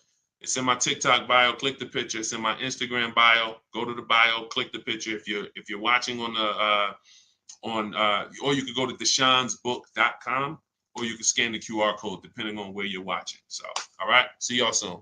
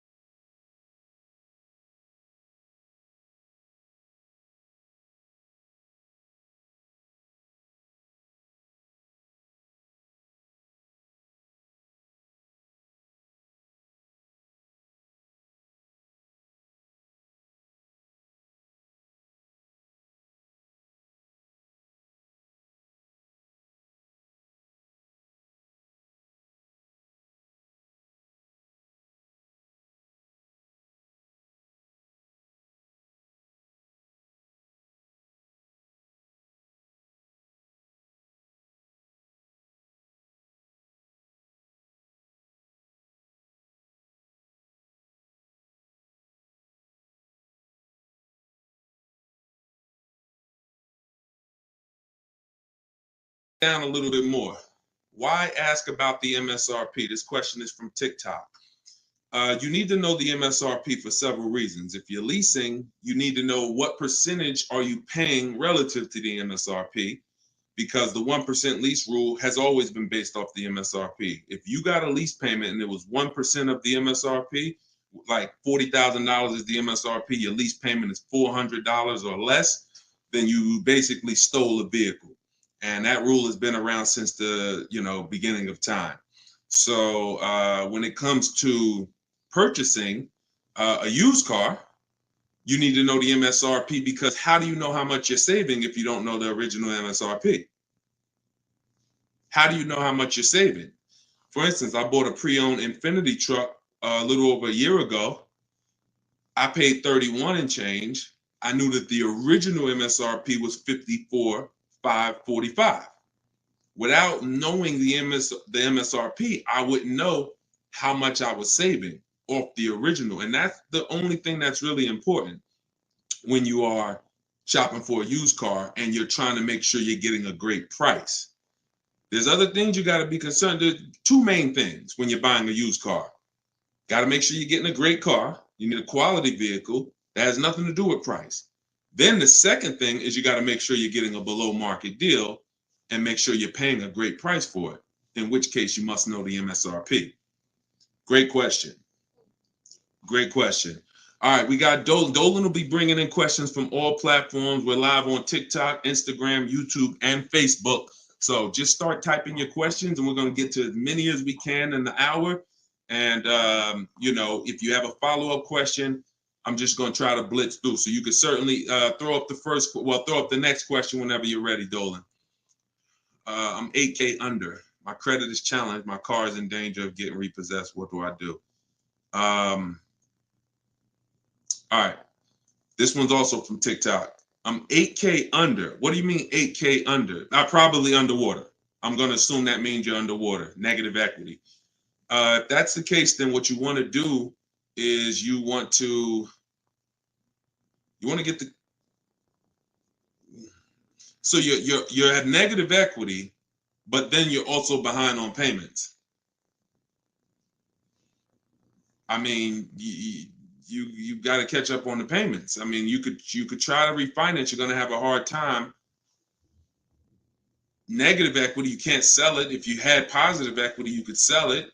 You gotta make money. It's grind time. Like you know, there's certain things in life where we have bills, and the only situation we can do is pray and go and make money. You know, without money and bills, anyone's going to, you know, and this is a hardship, but this is without money or somebody to help you. I can't think of anything. You have a payment due. So, you know, the best thing you could do right now is to focus on how you can make some money so that you can pay the car. Negative equity isn't the biggest problem. The biggest problem is the car is in danger of being repossessed. If the car gets repossessed, now you got to start over. It's not the end of the world, but you're certainly going to have to start over because you're gonna have a repossession on your credit, and you're gonna have to buy a car with bad credit. I would be trying to rebuild my credit. That's what I would be trying to do. Make money, and if the car gets taken, you got to start rebuilding your credit. Follow Shonda Martin. She's a great resource on all these platforms. And but yeah, man, money answers to all things. Book of Ecclesiastes. So figure out how to make some money, man. Work overtime, double shift, second job, start a business on the side. As long as it does, you got to make some money. Can't make car payments without money. So go ahead, Dolan. Wish you the best, man. Keep me posted. This one's from Instagram. On a 3-year-old used car, what percentage from original MSRP should I be looking at for a price point? It goes by comparison. You should be compared. Without something to compare it to, you won't be able to see the actual, what the discount should be. You need something to compare it to. We do these live shows. You know, we got a couple hundred people on here already. The goal is to figure out through comparison shopping what you should be doing and what you should be paying. Hold on one second, y'all.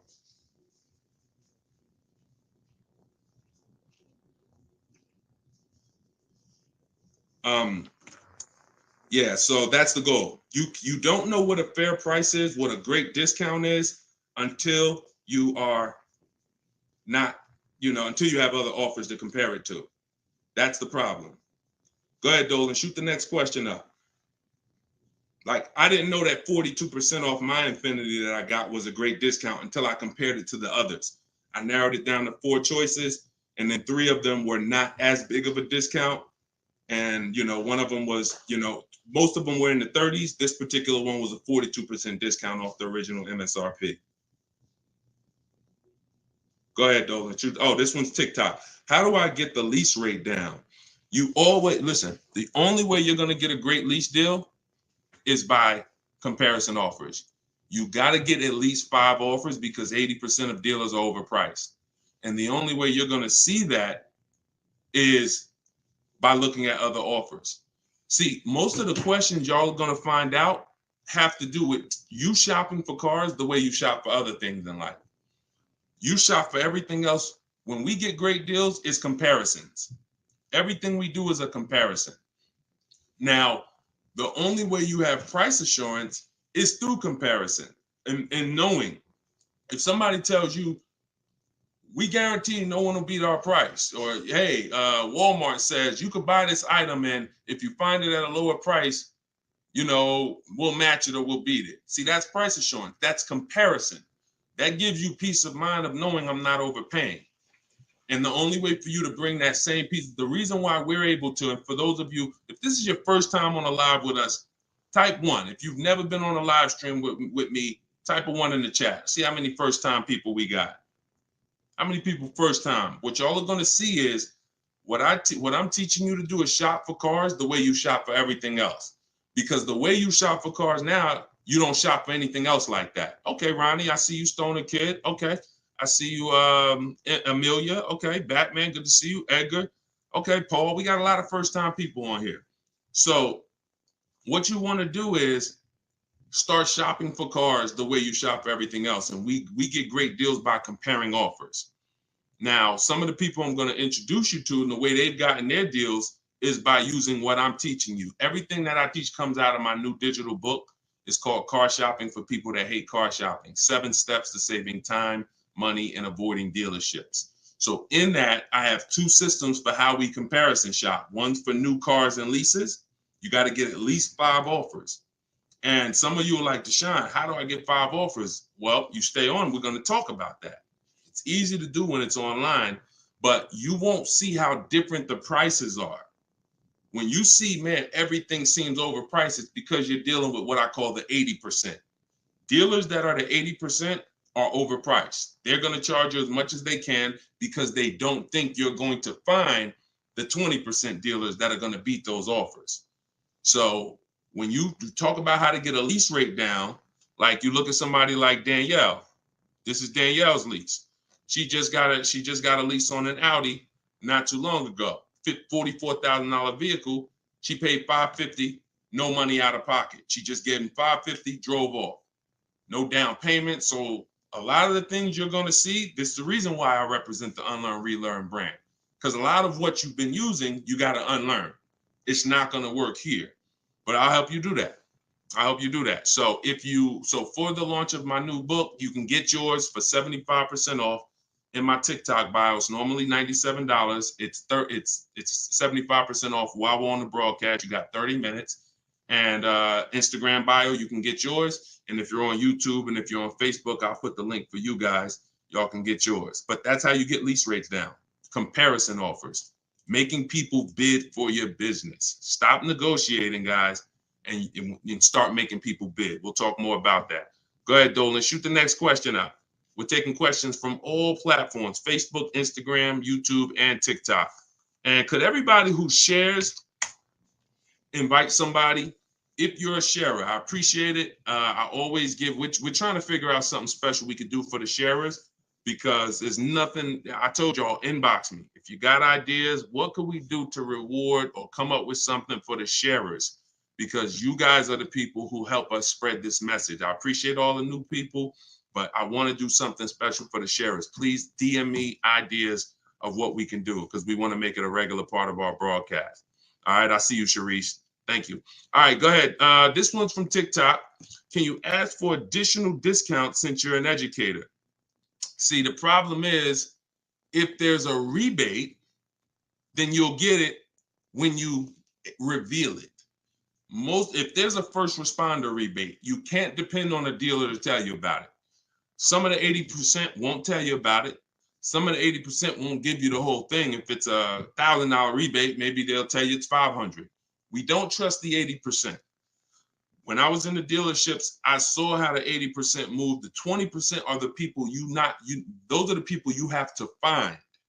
It's not, you can't just walk in. You don't, unfortunately, there's 17,000 new car dealers in this country. They don't have labels on them. There's not one that say, we're the 20% that beats everyone. You have to find them and you need a great a bidding system. You can do it manually by phone, or you can do it my way by email, copy and paste. So, but you're not going to, it's like people who said, well, I have a GM, I get a special price with Ford. I get a special price with General Motors. You can't depend on the dealer you're dealing with to tell you the special price and to tell you the rebates if they have them. The only way you're going to see it is by getting at least 5 offers, and then you'll be able to reveal who gave you the real offer. It's unfortunate, but it's actually better for you, because when who's not a good negotiator? Type not me if you are not a good negotiator. Just speaking honestly, you're not a good negotiator. It's not your thing. I consider myself to be pretty good, and I won't do it. All right, Danny said not me. Okay. Rai, sorry, I butchered your name. Lovey, okay. This is going to work for everyone who's not a good negotiator. Now, I am a good negotiator, but I won't shop that way. I'm always going to get bids, because if you're negotiating with the 80%, they're so overpriced. Even when they drop down a couple $1,000s, you're still overpaying. That's the whole point. That's why it's best for you to sit at home where you're in control. You can use my way, which is email. We copy and paste. I have a strategy in my book. It's called 25 to 5, where you're going to connect with 25 new car dealers. This is only for buying and leasing new cars. This is not for used cars. I have a different strategy for that. But you're going to sit at home. You're going to connect with 25 dealers online in about 20 minutes. And that's going to get you 5 offers using my scripts, using my replies. Now, the manual way to do it is to pick up the phone, call, and speak to at least 5 sales managers. But you need to get 5 offers. That's the only way you're going to see how much money that the 80% were trying to overcharge you. Does that make sense? And it goes with the same thing with military discounts. Doesn't matter. Special pricing, employee pricing. You must shop multiple offers, because you can't trust the 80% to actually give you the real numbers. All right. Go ahead, Dolan. Bring the next one in. We're taking questions from all platforms. Did I post that link? The book is not good for used car. Absolutely. That's just my system. You're going to hear me talk about 2 systems of shopping multiple offers and options. One's for new cars and leases. That's called the 25 to 5. One's for used cars. That's called the multiple marketplace strategy. When we shop for used cars, we have a different strategy. You must shop for your best used car offer in a different way than your new cars. It's very different. They're both in my book. Y'all will hear me talk about them on my videos, on my social media videos if you've seen them, and you'll hear me talking about them on the live. 2 totally different shopping strategies based on your goal. All right, this one's from Instagram. When you walk into a dealership, the salesman comes at you right away. Can you tell him you're just looking for now, and I'll come get you when I see something? Of course you can. So using what I'm telling you, you should not spend more than 30 minutes in a car dealership ever. Tons of people that you'll see, the more you stick around this broadcast and the more you learn and the more you see our community over here. We've been doing this for 3 years, teaching the public. We've got 1,700 people we've worked with personally, a couple thousand books. People are using this stuff. It's not just the saving of money, it's time. You shouldn't be in a dealership if you're not there to test drive, or if you're not, see, we have something we call shopping, not buying. Very different. That's actually step 4 in my book. There's 7 steps. The last step is delivery. Step 4 is something I call shopping, not buying. You have to learn, if you're going to enjoy shopping and take control of your car deals the way I want you to, that when you are shopping, you are deciding what you want. That's shopping, deciding what you want. You can get your copy of the book in my TikTok bio. Everybody got 30 minutes to get it for 75% off. Somebody on TikTok said, how do I get the book? It's in my TikTok bio. If you're on Facebook or YouTube, you can scan the QR code, or you can go to deshonsbook.com. If you're on Instagram, you can go to my Instagram bio. It's normally $97, but it's part of our official launch. You can get yours for 75% off. So when you are there with a purpose, which means no one can actually talk you into something, because you're clear on what you're here for. I'm here to see what I like. I'm here to decide what I want. I got my kids with me. I'm here to see how this vehicle is it comfortable? This is only for new cars and leases. We don't test drive used cars until the end. That's a different thing. And I'm answering questions specifically. So when someone asks about a used car test drive, we'll talk about that. For those of you who are leasing and buying new cars, we are there to test drive and decide what we want. That is it. We do not talk numbers in the dealership. Listen, I want y'all to remember this. You will never, using what I'm telling you, you will never talk numbers in the dealership. If you are coming there to see a used car, the deal is made already before you get there. Your numbers, everything should be established online. That's the multiple marketplace. There's a very simple process that you can follow for shopping for used cars. By the time you walk in the deal, who's ever had a dealership that they had to walk out of? If you've ever had a dealership where you had to walk out of, type me if you've ever walked out. Somebody wasted your time. Somebody tried to, whatever. You went there and you're like, man, I'm leaving. This isn't good. I'm glad you did that, but I want you to get to the point where no one can even waste your time. That's what I want you to get to, which means every time you walk in a dealership, for a used car, the deal is made. You're just there to test drive it, verify everything you did online. We'll talk about this. And then you're taking the car or you're locking up that deal, not taking it because, you're locking up the deal. Now, with a new car, you are there to test drive only.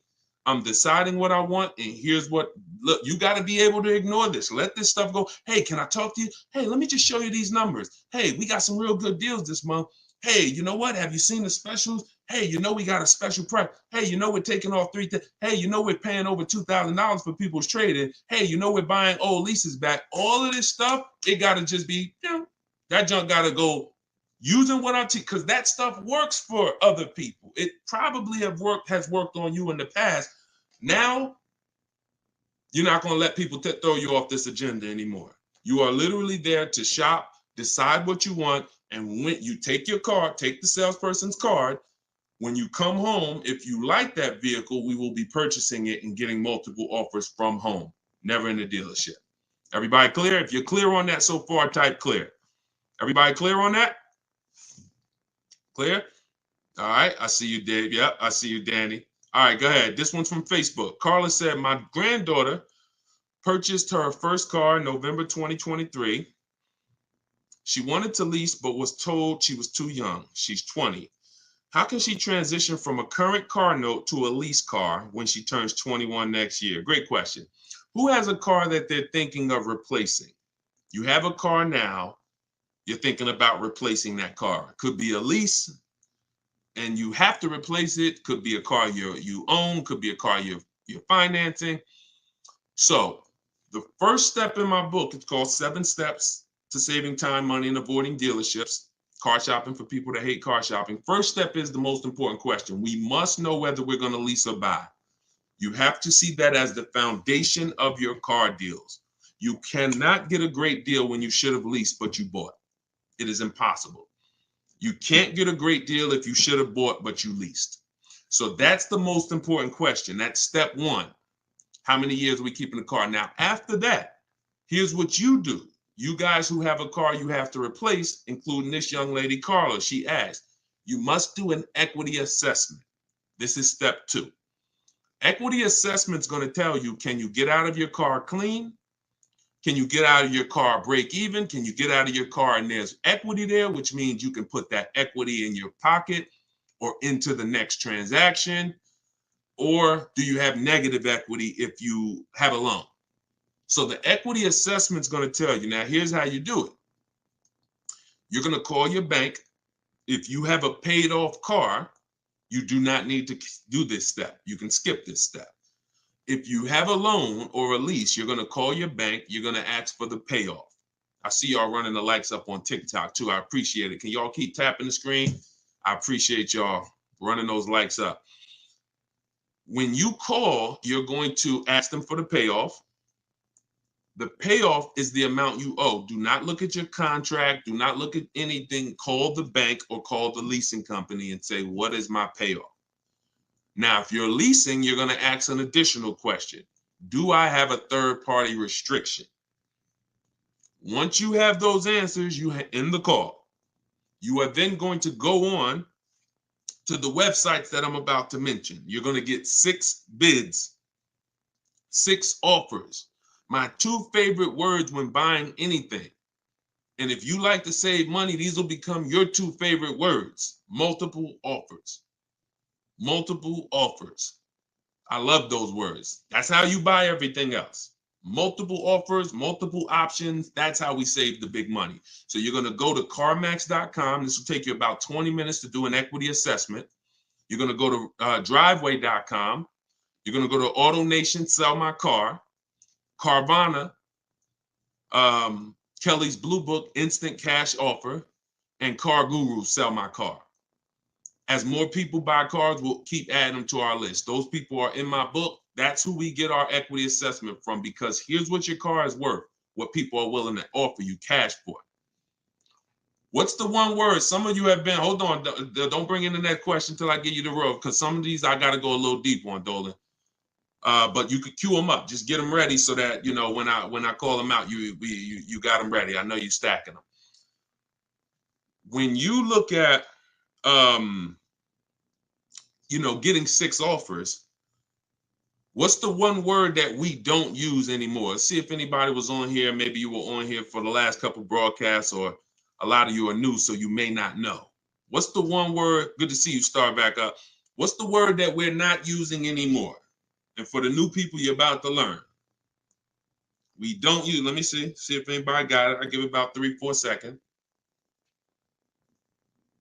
Okay, everybody's about to learn this for the first time. We don't use the word trade. You don't get maximum money trading anything. I know you've been taught that because dealers have actually taught you to give them multiple transactions in one. You buy your car from them, that's one transaction. You sell your car to them, that's another transaction. And if you get your loan from them, that's a third transaction. All of these are separate transactions. And how big is the money in them? I'll break it down to you like this. You can actually there are companies that only want to lend you money. They don't sell cars. That's how much money is in loans. There's companies and people who just want to buy your car. They don't want to sell your car. That's how much money is in buying cars. So somebody just said trading is convenient, though. If you want to conveniently lose $2,000 or $3,000 because you want to save 30 minutes, then be my guest. I'm talking to the people who are like, Deshone, that's not my thing. And I'm not talking about a private party sale. We're not talking about listing the car on Facebook. We're talking about going to people. All those companies I just named, they literally have a short inspection process and they cut you a check. I sold my lease to CarMax. They won the bid 2 years ago. I walked out with a check. I was there for 45 minutes. Then I brought my parents down because they won the bid for their Mazda. They taught you that, oh, anything else besides what we're telling you to do is going to be hard. You know, like, oh, you might as well just give us all the business because, you know, anything else is going to be just hard. Meanwhile, what you're putting yourself through is hard. So that's how you do the equity assessment. Now, if you do have a lease, when you go on those websites, there's a question there. It's going to say, is the car owned, financed, or leased? You want to put owned because you just want the true value. And when you put lease, it triggers something on their websites. Don't worry about that. If you don't have a third-party restriction, you can sell direct to anyone. If you have a third-party restriction, you're going to take those offers, and then we're going to call used car managers because the third-party restriction does not say you can't sell. It says you must sell to a brand of the same dealer, a dealer of the same brand. So if you have a Nissan, you must sell to a Nissan dealer. Here's what that doesn't mean. Go walk into one Nissan dealer. We get bids, we speak to at least 3 to 5 used car managers, we get bids. Are y'all starting to get the sense that everything we do is a bid? And the only way you're going to see how much money you've been losing by not getting multiple offers is to get multiple offers.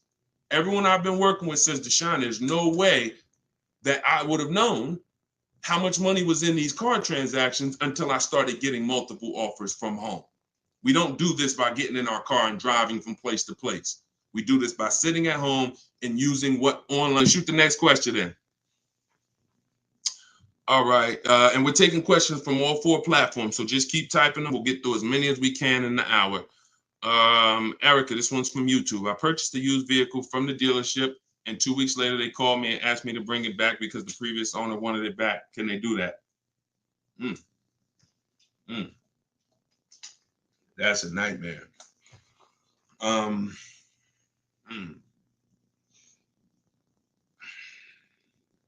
Y'all hear that question?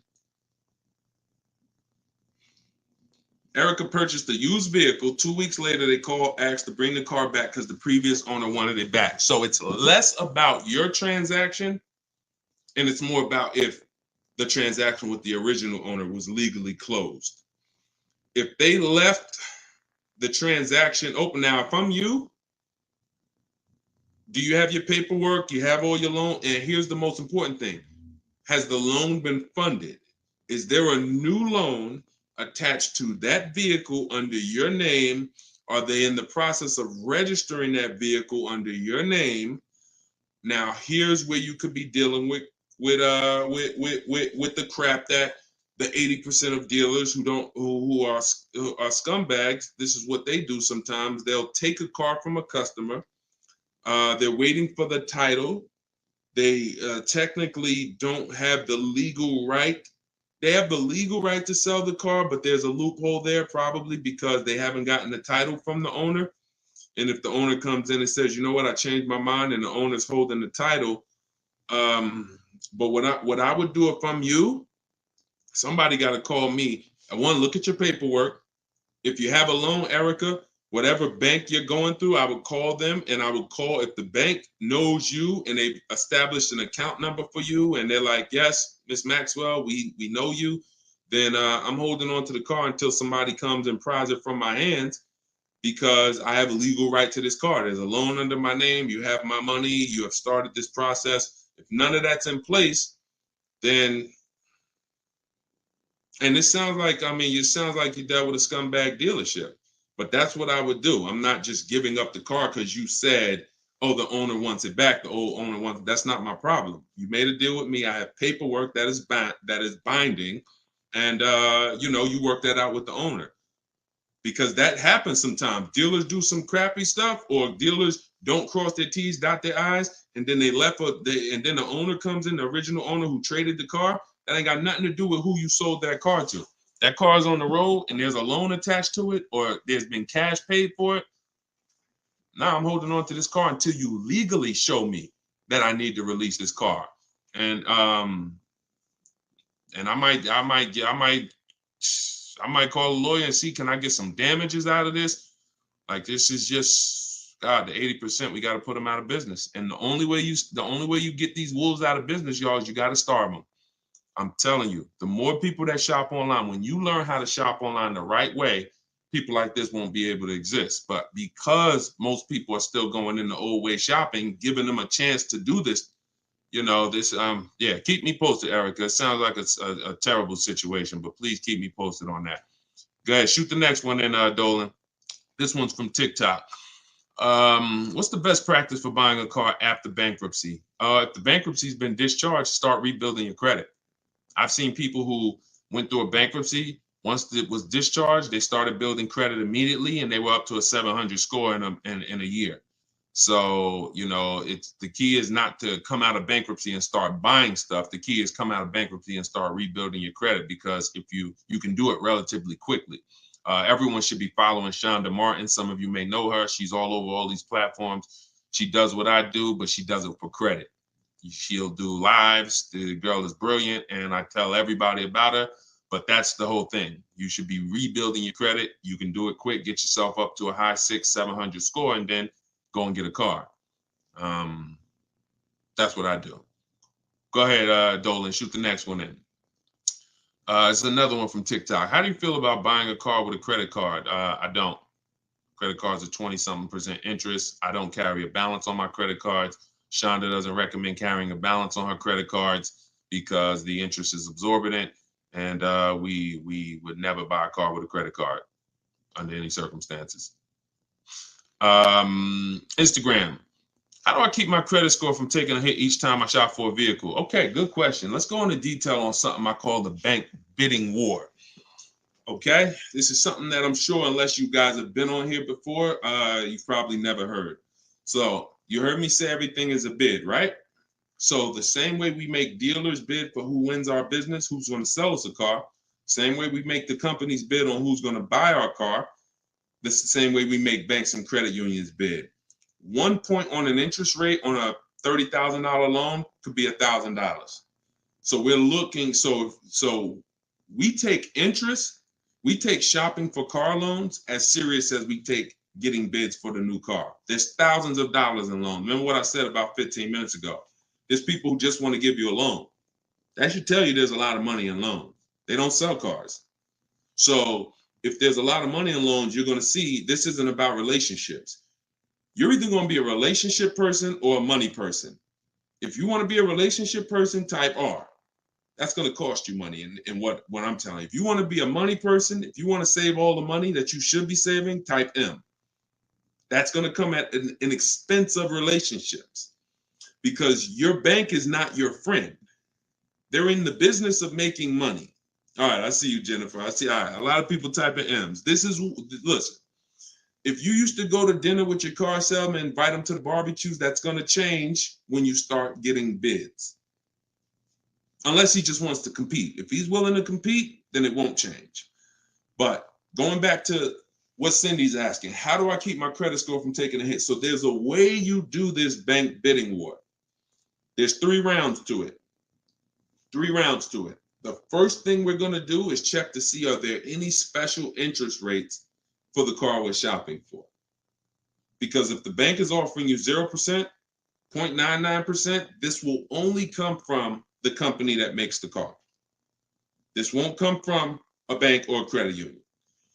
When you see 0%, 0.99%, it's like a finance rebate. It's like they're incentivizing you to finance, giving you very cheap or free money to use. No bank can compete with that. So the first thing you're doing, whether you're shopping for a new car, used car, is checking there. That's round 1 of the bank bidding war. Because if you do see that, there's no other reason to let anyone run your credit. That's what I'm getting. I'm going to get the 0%. I'm going to get the 1.99. Now, if that doesn't exist, now what we're doing is we're shopping for our car, and we're going to lock up our car, get our offers. No one needs your credit. When you're getting offers the right way, no one needs your credit to give you an offer. That's a lie. Deshone, they told me they did. They lied to you. What I tell you about the 80%? The 80% lie. Straight face. Look you in the eye. So we're going to get our offers. Once we find the best offer in the market, we reserve the car. We take that buyer's order. We come home. And now we're going to let tons of people run our credit. Isn't that going to make it go down? Here's how the bank bidding war works, and you can Google this. The credit bureaus allow you to have multiple people run your credit within a finite period of time. Experian has an article on this. They say between 14 and 45 days. If you're letting all these people run your credit within this period of time, what it looks like to the credit bureaus is you're rate shopping. You're rate shopping. They're not going to penalize you for rate shopping. They will penalize you from going to dealer, letting this dealer run your credit, letting this, oh, I'm trying to buy this Chevrolet. Oh, let run my credit. And then here I'm at a Nissan dealer. Okay, I'll take the Nissan Altima, letting them run your credit. You'll be penalized for that. That is not what I'm telling you to do. I'm telling you, don't do that. So when you get your car, you're bringing that home, and you're going to call your bank. You're going to now call your credit union or go on their online portals, and you're going to go to every online lender. I have some listed in my book, Lightstream, Community Credit Union, and you're going to let all these people make offers for you. Because who's seen a case? This is another reason this works so well. Who's tried to reach out to their bank or their credit union to get a rate, and they say you have to have a car first? Who's had that happen? You're trying to get a rate, and they say, well, we can't get your rate. We need you to give us the details of the car first. So now you're trying to make up what you think you're looking for. Yeah, I'm looking for. No, it's because it's not designed to work that way. It's designed to work where you get your paperwork, get your buyer's order, has all the numbers on there, has the year, the make, the model, what you're paying, how much you need to borrow, and then you're calling your banks and credit unions. This is round 2 of the bank bidding war. So you're going to let all those people go and compete. Now, whoever wins that round, you're going to call the dealer the next day and you're going to say, hey, I got 6.29 from my credit union. But if you guys can beat it, then I'll do the deal with you. This makes the whole price. See, everything I'm telling you to do, if you follow what I'm telling you, the process is easy. You never got to lie. All of those people who taught you how to buy cars and you got to lie, don't tell them you got to trade, don't tell them this, you'll never hear me teach you. You don't have to lie.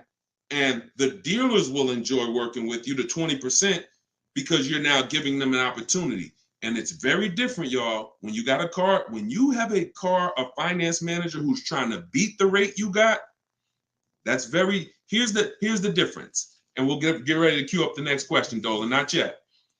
Here's the difference. When you don't have a finance manager trying to bid and beat what you have, they're going to their banks and they're asking the salesperson, what's the most you think they'll pay? What's the highest rate you think they'll pay? All right, quote them at this, and then let's see if we can negotiate on the rate. That's what it is when you don't have an offer. But when you give them that, when you found your car, locked it up, and then you call the salesman or you call the finance manager and say, hey, I got 6.29 if you can beat it. Now here's what they're doing. They're reaching out to all their 10, 15 banks and saying, let me see if I can beat this rate. Very different. And only one or two things are going to happen. They're either going to call you and say, hey, look, I tried my hardest. I can't beat the rate. Thanks for the opportunity, but you got a great rate. In which case you have something that we want, which is, who knows what we want. When it starts with a P, this is when we guarantee we paid the best price for everything. Who remembers? Well, I can't say who remembers because we get new people on this broadcast every day. I swear. All right. Price assurance. So when y'all hear me say price assurance, what that means is you don't drive off anymore hoping you got a good price. Talking to your spouse, hey, you think we could have did better? You think this interest rate was too high? Could we have got a better interest rate? No. Price assurance means you guarantee you couldn't have paid a lower price for the car. Nobody could have paid because you got bids. Nobody could have gave me a lower interest rate because I got bids. Nobody could have gave me more for my old car because I got bids. That's the only way we get price assurance. And all of this is done while you sit at home.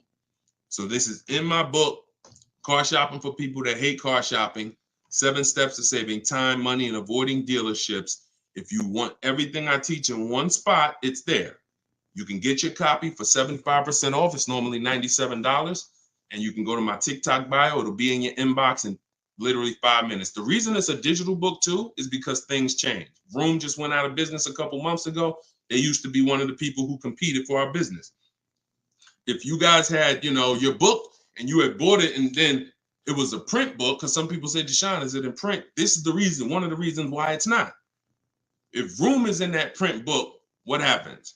Now I got to jump on live and say, hey guys, volume 2 of my book is out because things have changed. Get your volume 2.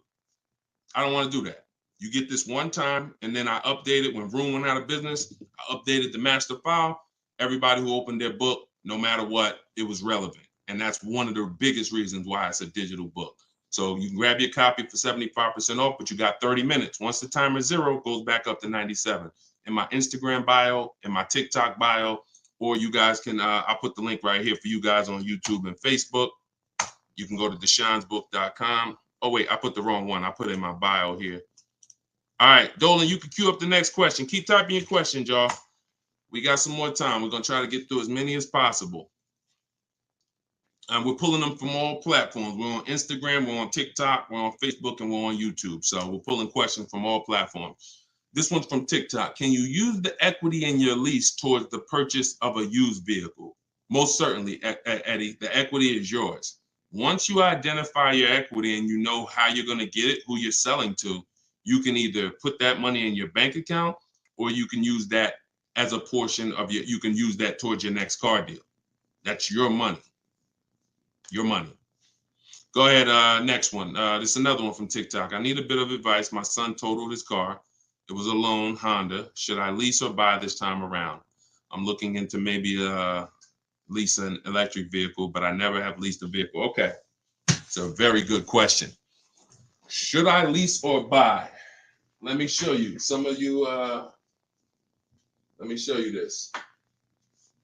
Let me ask a very important question. In my book, this is called Step One. Whenever you hear me say the most important question, this is what I mean. It's the first thing you do. When you want to buy a car, when you like, hey, I'm thinking about a car, this is the first question you ask yourself, and it's the most important question. How many years are you keeping the next car? Come on in, and everybody type your comments. Keep that question up, Dolan. Everyone who's car shopping and who will be soon, how many years are you keeping the next car? Lula, if you just jumped on, I don't come to dealerships because we shop online. So there's no way for me to come to a dealership with you. If you stick around, you'll learn how we shop. There's no reason for you to need somebody with you when you're in your house making car deals.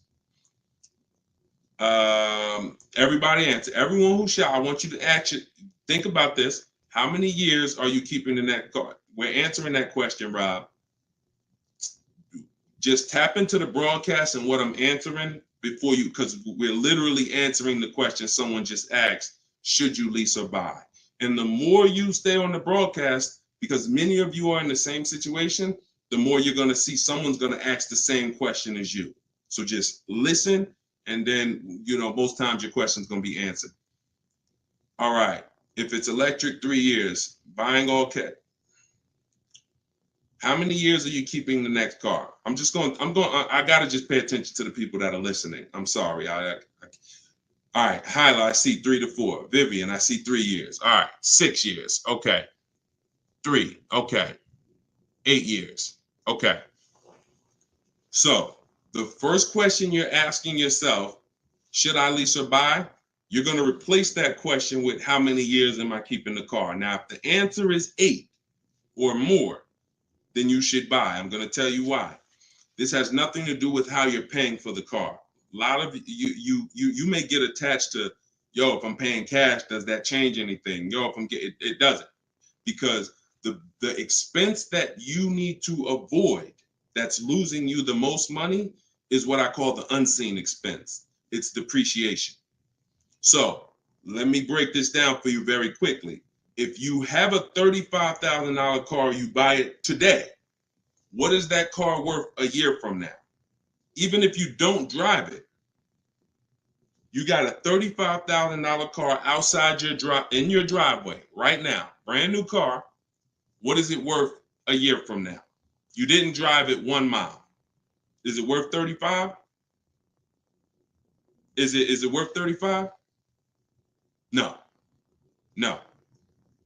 Let's go deeper on depreciation, because now we're starting to see with that first question. I'm going to ask you some more. You have to see this is the unseen expense. You buy a car today for 35, you take it back to the dealer in 3 days. Is it worth 35? No. So what does that tell you? There's some expense there, whether you buy or lease. Many of you have been taught, I could just buy a car because I could drive as much as I want. Let's throw another one in there. You buy a car today for 35, you put 30,000 miles on it. Isn't it worth much less a year from now? So this is the unseen expense, and this is how it's working against you. You got to look at depreciation like this.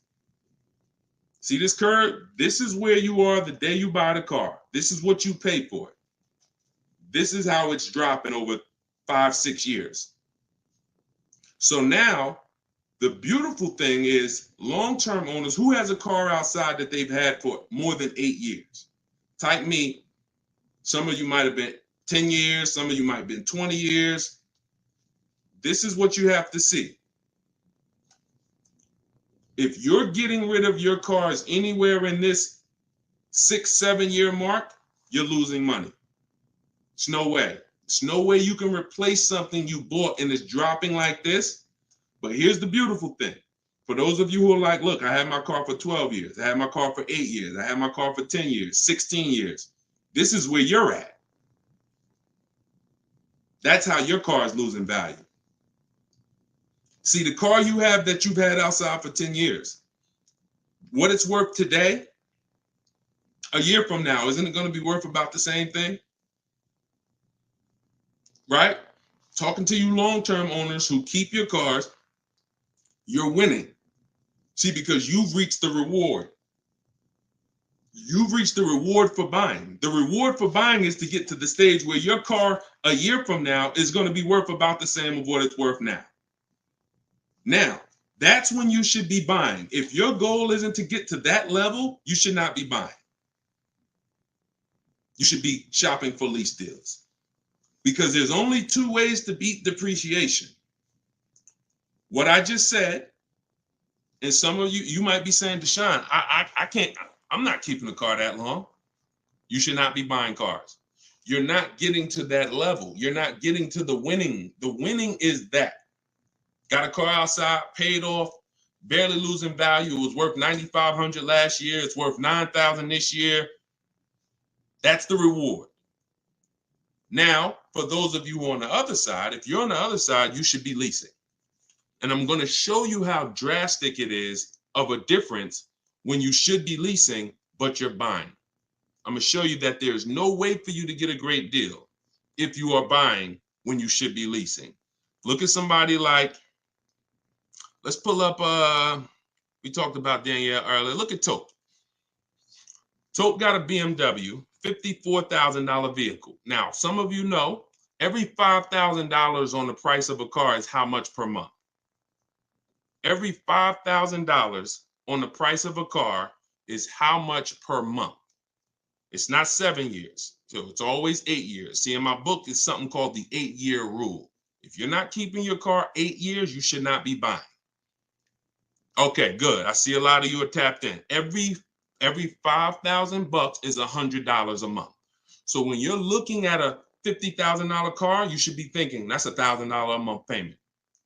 What about the down payment? Forget about the down payments. Down payments have nothing to do with the deal. We are just talking about boundaries. When we look at a $50,000 car, $1,000 a month, 5-year loan. $20,000 car, $400 a month, 5-year loan. Every $5,000 is about $100 a month. Now let's look at Tope's deal. Tope got a $54,000 BMW. She's paying $756 a month. I'm going to prove to you right now that if you should be leasing because you're a short-term person, you are not keeping your next car 8 years. You're not keeping your previous cars 8 years, yet you bought them. I'm going to show you how much money you've lost listening to people that told you shouldn't be leasing. And we're going to correct that.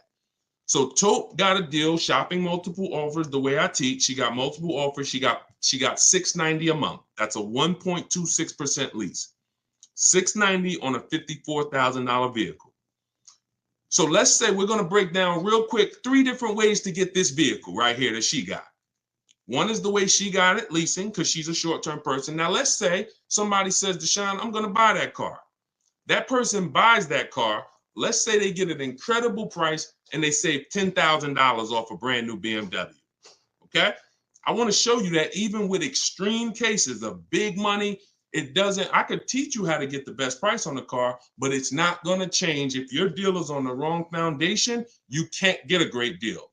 So let's say somebody walks in right after Tope. They look at her car, they see her driving off, and they're like, man, I want that same car. All right. And they end up saving 10 grand. So they buy it for $45,000. Taxes, fees, probably put them up around 48. Every $5,000 we said is $100 a month. $48,000, that's a $950 payment, y'all. 5-year loan. No money down, because Tope put no money down. So we're comparing putting no money into these deals. When you start putting no money into the deals and looking at them, you're going to clearly understand them. Sometimes people use down payment money to confuse you. $690 a month she's paying, they're driving off paying $950. No way. Now a third person comes in. Man, I see those two people just drove off. You got that car used though? Can I get a used one? I don't want to buy a new one. I don't want to get a new one. I know that's going to be expensive. What do you think a brand new vehicle that was $54,000 brand new? What's a good price of that vehicle used, y'all? What's a good price used?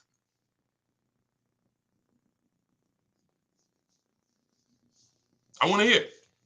Somebody throw something out. 40? Okay. 40? I'm going to take the lowest number. This is how it's going to, I mean, it's not going to be 30. Okay. A $54,000 vehicle. You're not, let's take 21. Okay. No, all right. I can't, we gotta use like real answers. So you're not getting a $54,000 vehicle. Oh, maybe I should preface 3 years old, right? Let's say 35. Let's say 35, right? That's pretty conservative. 54,000 new. They find one for a great price. It's a used car. They get it for 35.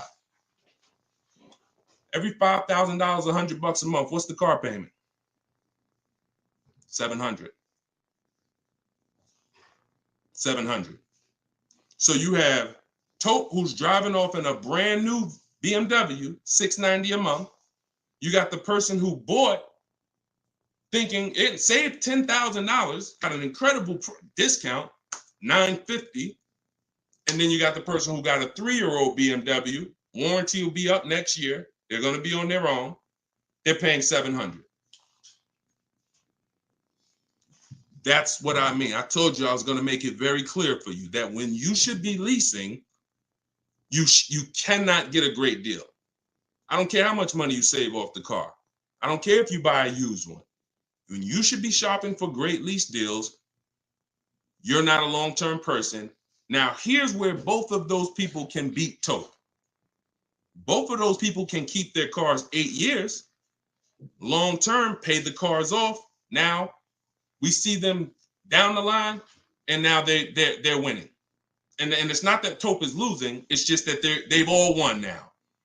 Everything when you purchase cars, when you get to this stage, if a person bought that car and they're at this stage now, I had this BMW for 8, 9, 10 years, and it's not losing any value anymore. Oh, you won. That's the reward for buying. But if you're not going to get there, you're losing by not leasing. That's the leasing versus buying. I call that the most important question. It's the first question. When you open my book, it's step 1. How many years are you keeping the next car? That is the first thing you ask yourself because it's the foundation of your car deals. So everything that I'm teaching you is out of my new digital book, Car Shopping for People That Hate Car Shopping. 7 steps to saving time, money, and avoiding dealerships. Step 1 is the most important question. Step 7 is delivery. So by the time you get to step 7, you're either having your car delivered or you're picking it up. This is not a book you read and then you go take a test on it. This is an action guide that gets you closer and closer to your vehicle. And when you get to step 7, you're taking delivery. So you can get it for 75% off. Get your copy. Get your 75% off in my TikTok bio, in my Instagram bio. It'll be in your inbox in literally 5 minutes. If you're on YouTube or Facebook, you can scan the QR code or you can go to Deshone'sBook.com. All right. I love talking about this. Go ahead, Dolan. We probably got time for 2 more. Bring in 2 more, Dolan. Bring in the next one. And then we'll wrap. Yep.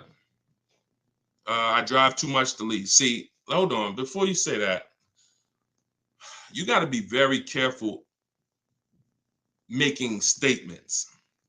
And I'm going to be honest with you, y'all. I will put what I teach and I put my people who learn from me against anybody shopping for cars. Because once you get this and once you get how to shop, you'll be able to do this in 60 minutes. You'll be able to get great car deals in 60 minutes. But in order for you to win, the best thing for you to do is ask questions here, not make statements. All right. This one's from TikTok. Can you use the equity in your lease toward the purchase? Oh, yeah, we got that one already, Dolan. We did that one. Shoot the next one up. This one's from Instagram. How do you compare car prices if the model has different options and packages? Are you talking about new cars or are you talking about used cars? Let's just break down them both. How do you compare car prices if the model has different options and packages?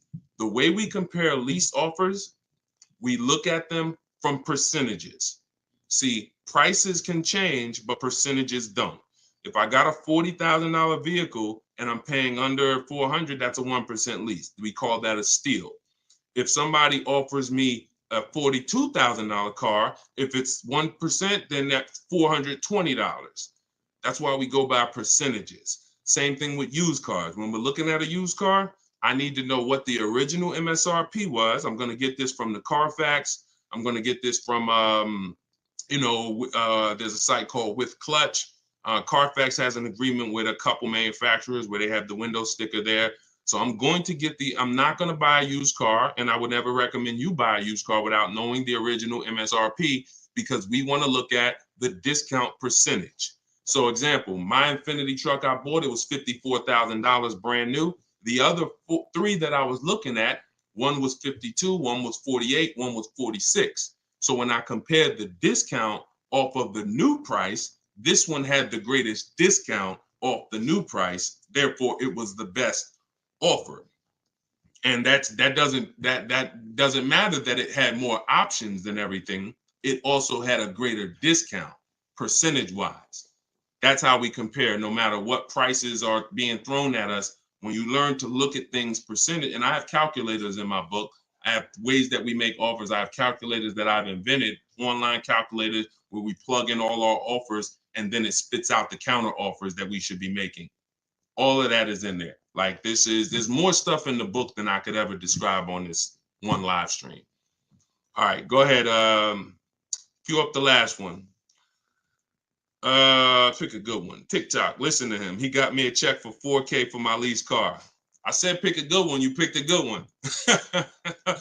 Listen, a lot of people, and I'm glad. Congratulations on that. A lot of people didn't even know you could sell leases. If you didn't know you could sell a lease, type a question mark. Be honest. If we're honest here, this is how you're going to win. Because at some point, this person right here who just said I got $4K selling my lease, at some point, they didn't know you could sell a lease. But once they discovered it, they're like, okay, I'm going to tap in. I'm going to follow what he says. And that part of their transaction's 4,000 richer. Forget what they bought. Forget how much they got off the car. Just that part is 4K. So all of you who said I didn't know you could sell a lease, think of how much money you have left on the table returning leases to dealerships without doing an equity assessment. So we must do it. So I'm very big on getting this information out. Y'all can get it any way you want. You can go through all my social media videos. As you can see, those videos are made for different types of people. Some of you are high mileage drivers. Some of you are, going to be leasing. Some of you have negative equity. Some of you are going to be purchasing new. Some of you are going to be purchasing used. Some of you are going to be paying cash. So you can go through the social media videos and piece the ones together that's for you. You can also hop on these live streams, piece the information together for you, or you can go and grab your copy of my new book, Car Shopping for People That Hate Car Shopping, 7 Steps to Saving Time, Money, and Avoiding Dealerships, and you can just have the whole playbook. And the playbook is in there for everything. So if you're leasing now, it's in there. If you're going to be getting your spouse a car, it's in there. I can't tell you how much the book is going to make you. You'll tell me. Maybe 10, 15, 20 years, you'll tell me, this book, Deshone, this book has saved me $20,000. Because the more cars you get, the more your money you're going to save, even if you're going to get one. But I just want you to have the information, get it how you want it. You can get 75% off your copy as part of our book launch in my TikTok bio. Click that link, and then same thing in Instagram. Click that link and then click the button that says get 75% off my new book. But it's only for 30 minutes. After 30 minutes, price goes back up to $97. $24 is better than $97. So, and I'll put the link one more time for you guys on YouTube and Facebook. You can click this link here that says Deshone's book. I just posted it. Or you can scan the QR code. If you might be watching us on a television, you can just scan the QR code with your phone, grab your 75%. So this is what we do. Whenever you see me live, I'd encourage you to invite a friend, tell somebody. If you see a coworker and they're like, man, I got to buy a car soon, invite them to one of our streams, because we get very, very detailed about showing you all the money in your car deals and making sure you know what you're doing. Please, if you're not subscribed to us on YouTube, we got a lot of things coming to YouTube. We're going to be time stamping these questions in future episodes so that you can easily navigate through previous episodes and find your answers. So everything is Deshone the Auto Advisor. Make sure you subscribe to YouTube because we got a lot of stuff coming there. But other than that, have a great day. I'll see y'all in the next broadcast. Everyone who got the book, use it, win with it, and make sure you DM me or email me your success stories. I want to see your deals. Email me your deals, not just your cars. You're going to love it. Once you start making deals and you're confident with the money, you're going to be so excited about sharing the numbers, you might forget to tell me what car you got. You know, Deshone, look at this price I just got. Oh, by the way, it was on this car. You know, so that's what we want. All right. God bless y'all. I'll see you soon.